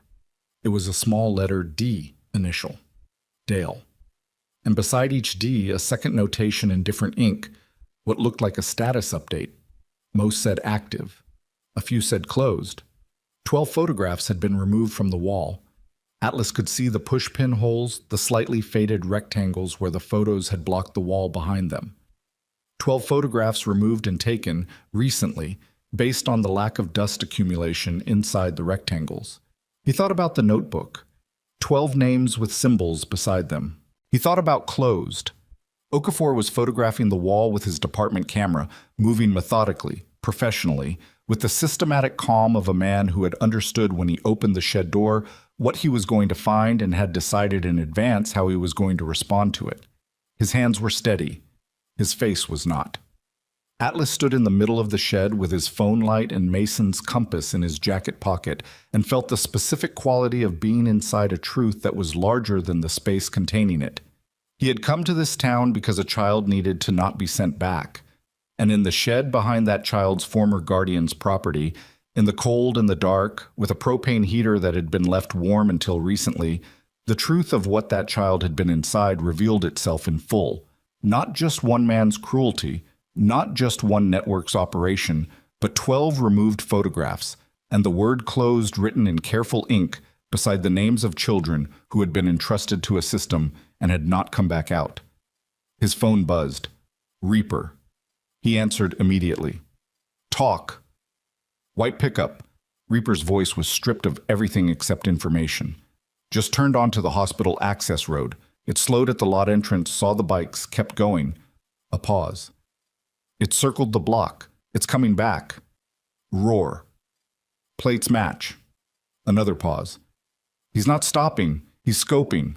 Atlas moved toward the shed door, locked down the wing. Monk inside, nobody in or out of 114 except medical staff you've personally cleared. I want eyes on every entrance. Already moving. A half second. Atlas. He had someone with him in the truck, passenger. I didn't get a look. Dale. It had to be Dale. Or a lawyer. Or someone with sufficient authority to make a move against the hold. Or all three possibilities layered over each other in the way that bad situations always layered their worst-case scenarios. I'm 10 minutes out, Atlas said. Understood. He looked at Okafor, who had heard enough of the call to understand the shape of it, and was already sealing his camera in its evidence case. I need to get back to the hospital. Go, Okafor said. He had not stopped moving. I'll secure the scene and call state police directly, bypassing county dispatch. He met Atlas's eyes. Deputy Okafor requests Iron Vow presence at Garrison General as an independent civilian witness action. That's how this reads if anyone asks. A beat. Go! Atlas went. Jimmy had the bike running before Atlas cleared the property line. They moved through the dark streets of Garrison at a speed that the posted limits did not endorse, and that Atlas did not apologize for. The Harley's engine splitting the winter quiet with a sound that was not subtle and was not designed to be.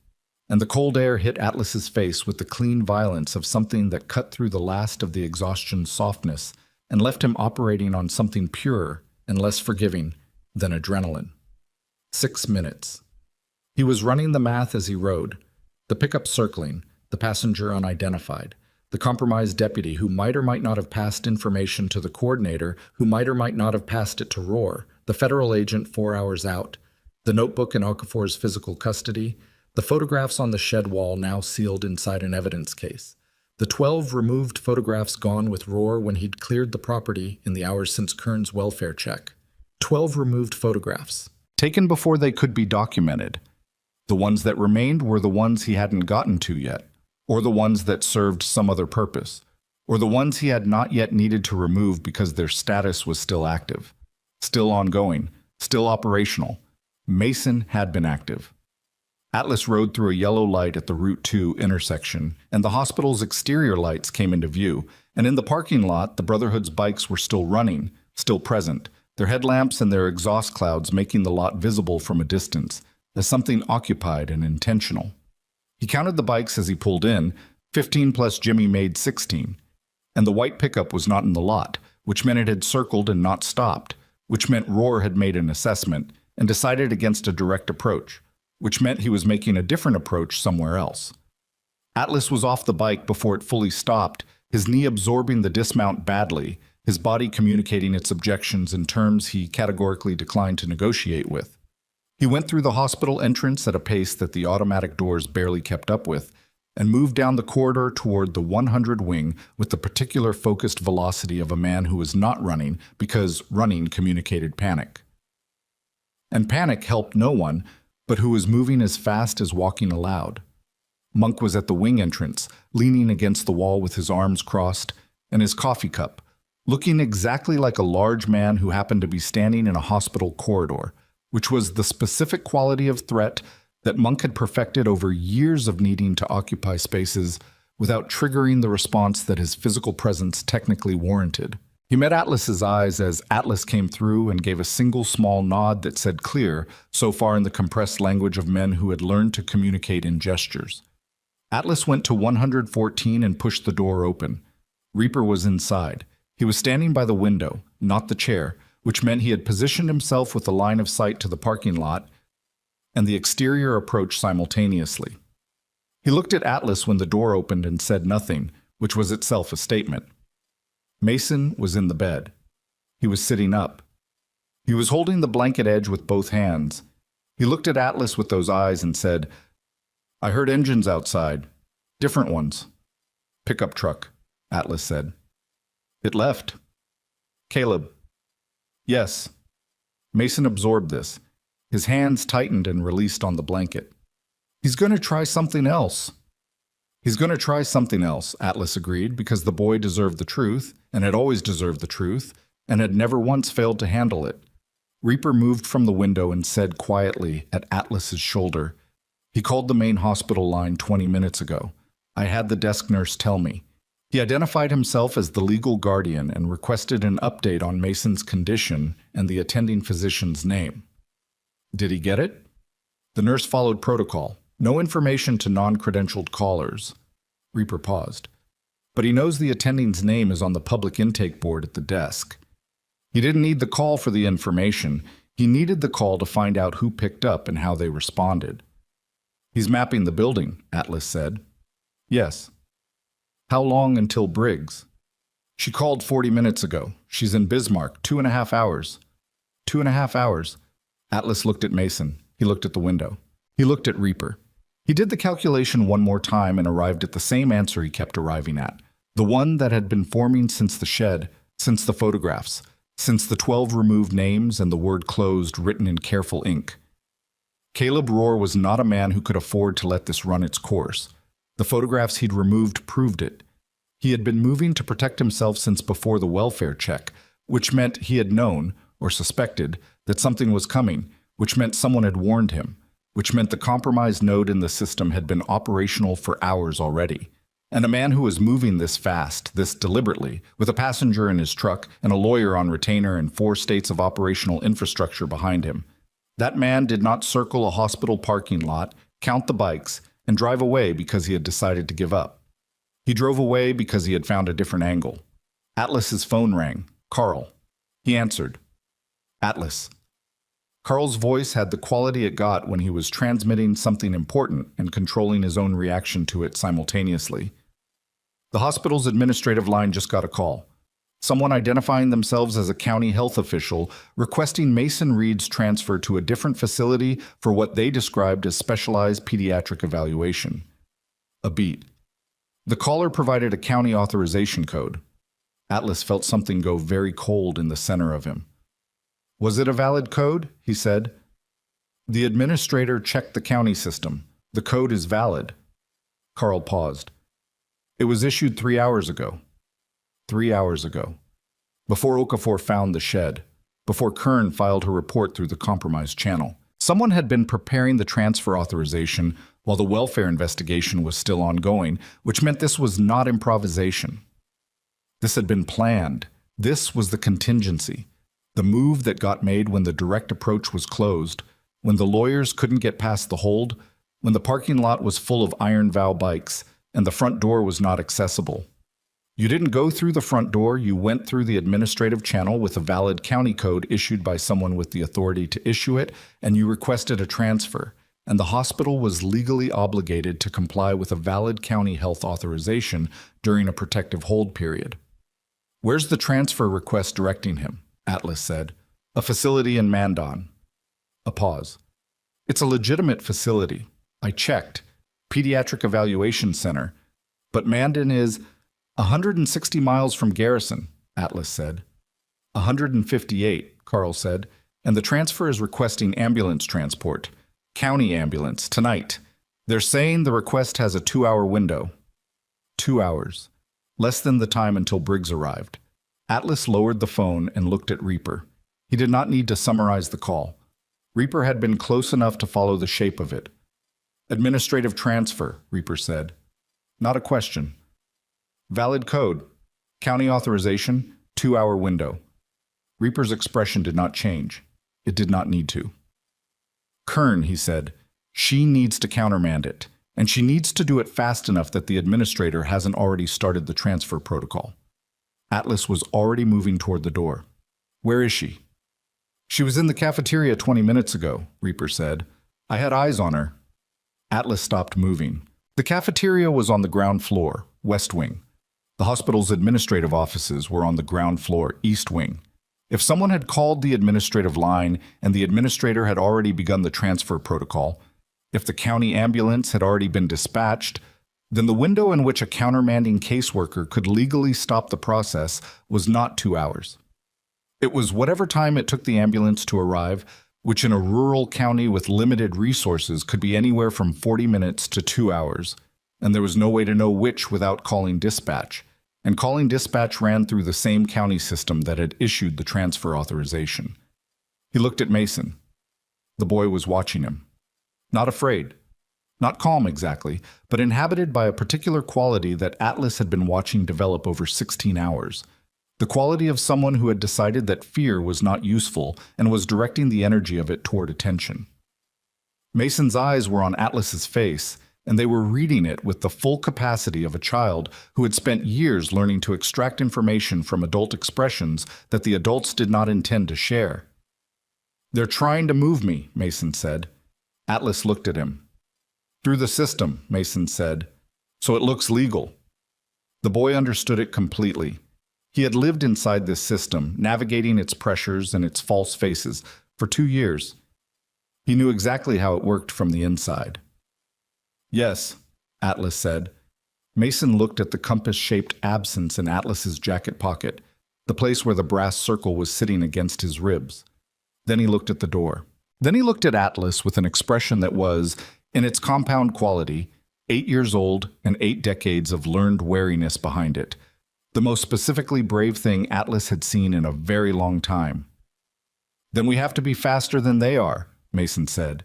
And from somewhere in the building, from the direction of the ground floor, the East Wing, the administrative offices where a hospital administrator was looking at a valid county authorization code and beginning to calculate the logistics of a pediatric transfer, came the sound of the elevator opening, and voices, and the specific quality of institutional motion being set into action, gears engaging, a process beginning that once begun would carry its own momentum.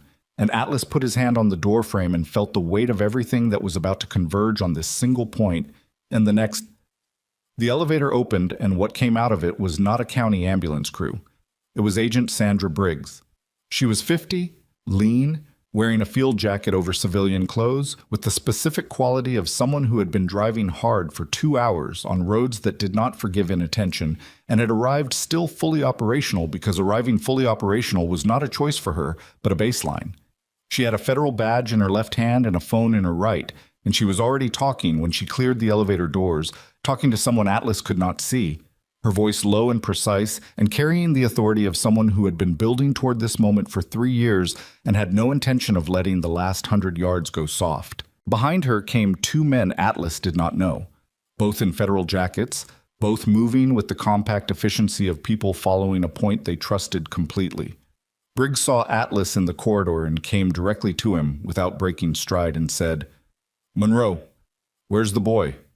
114, Atlas said. "The transfer authorization. It's been countermanded. I made the call from the car." She said it the way people reported things they had already handled. The code was issued by a county health coordinator named Gerald Ferris. "We have been looking at Ferris for 11 months. Tonight gave us the predicate we needed." She looked at him with eyes that had the quality of someone who had been running a ghost investigation alone for 6 months and had just in the last 2 hours, stopped being alone. The white pickup is in custody. Caleb Rohr and Dale Rohr were stopped at the Route 2 highway junction by state police 40 minutes ago. Dale had the 12 photographs in a bag in the footwell. She paused. They were not going to Mandan.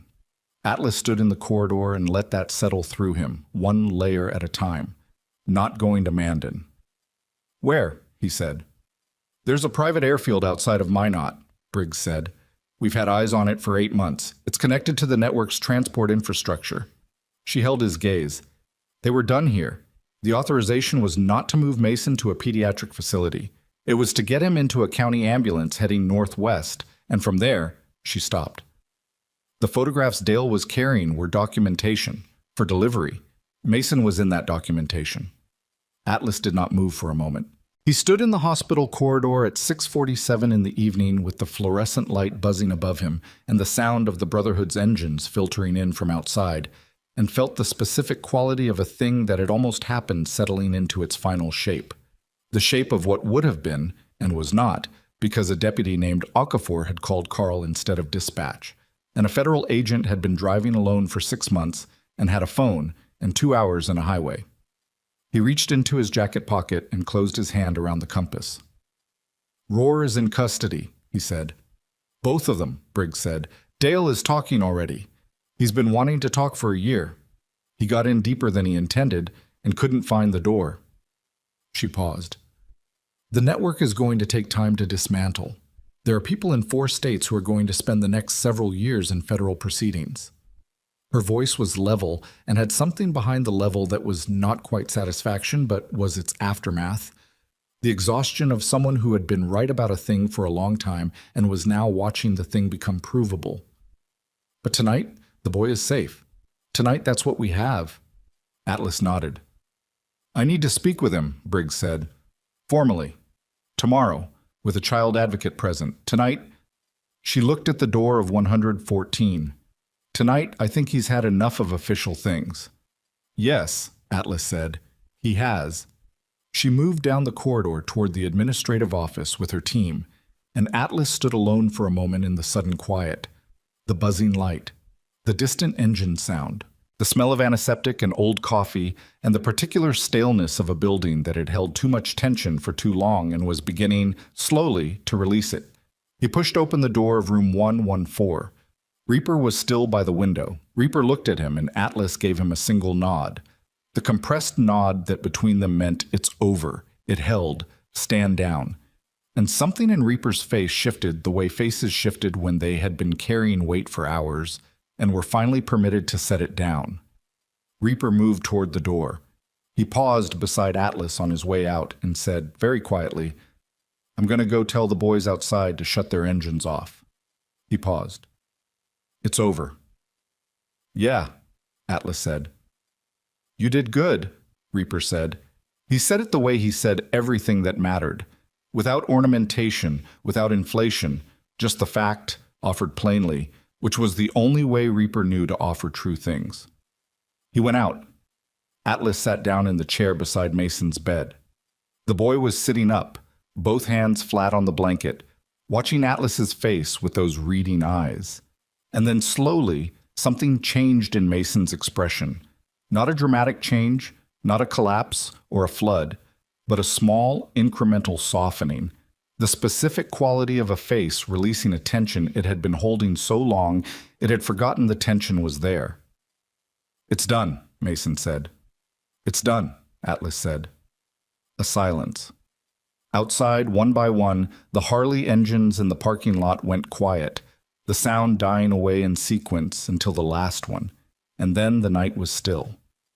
The first true stillness since Atlas had pulled into Rusty's Travel Mart the night before. Mason reached toward the nightstand. Atlas put the compass in his hand.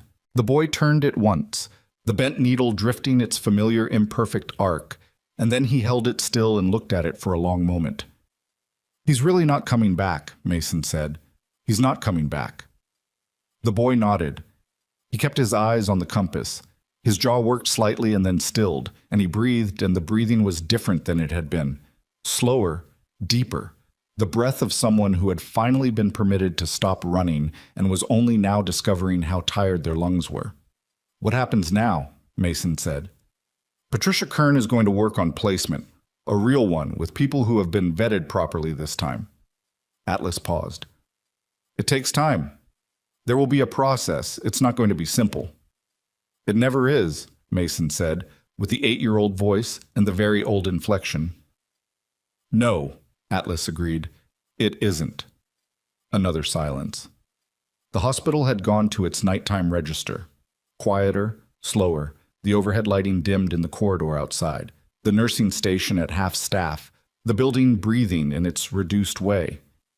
"Atlas," Mason said. "Yeah." "Where do you go?" "After." Atlas looked at him.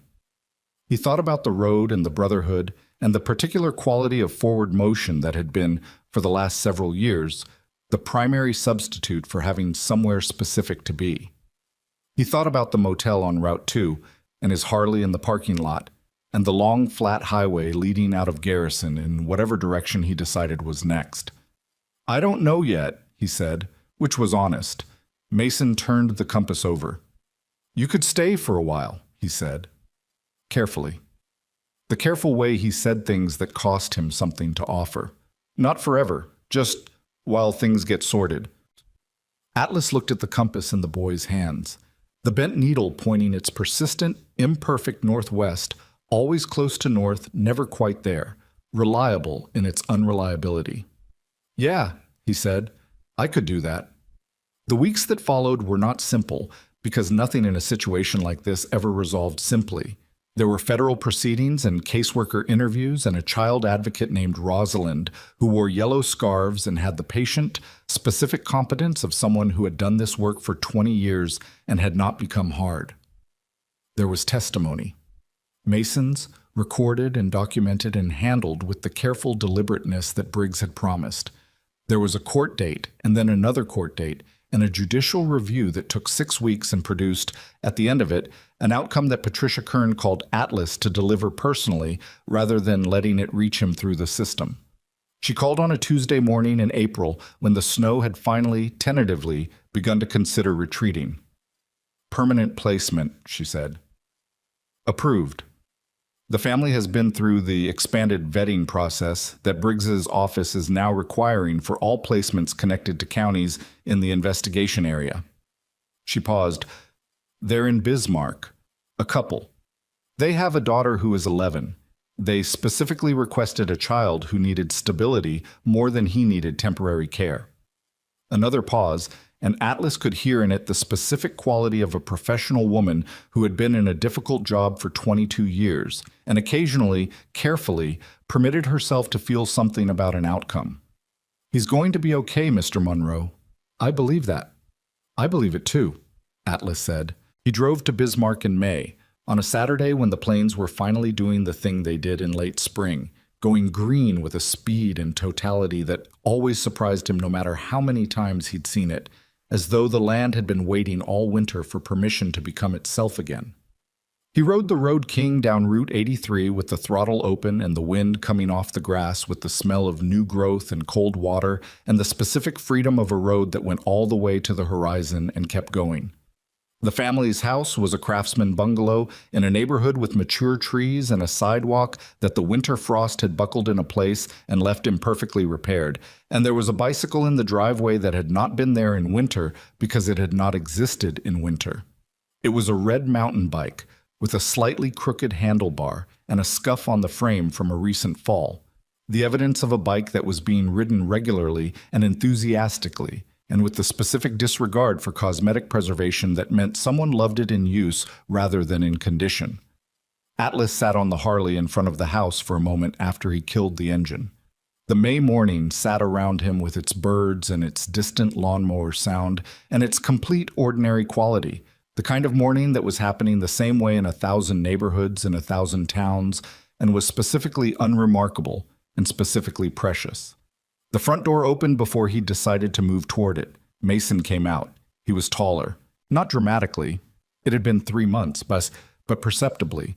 in the way that children grew when they were finally eating regularly and sleeping through the night and not spending energy on survival that the body needed for other things. He was wearing a blue hoodie and jeans and the red sneakers of a child whose footwear was now a considered choice rather than a scarcity. His face had changed in a way that was harder to name, but that Atlas recognized immediately. Not just older, but less armored. Not unguarded, not naive, not the dangerous openness of a child who had forgotten what the world had shown him. But the armor was resting instead of deployed, and the difference was visible in the set of his shoulders and the way he came down the porch steps without checking the door behind him, because checking the door was something you did when you needed an exit, and he did not need an exit from this house. He stopped at the bottom of the porch steps and looked at Atlas. "You actually came," Mason said. "I said I would," Atlas said. "You say a lot of things," Mason said, but the way he said it was different than the way he might have said it 3 months ago. Not guarded, not testing, but the beginning of something that was going to become, over years and visits and phone calls and the ordinary accumulation of kept promises, the particular texture of a relationship that neither of them had a precise name for, and neither of them needed one. They sat on the porch steps in the May morning and drank the lemonade that Mason's placement mother brought out without being asked. A woman named Diane, who had the quality of someone who made space without filling it, who appeared at the right moments and withdrew at the right moments with the instinct of someone who understood that some things needed room.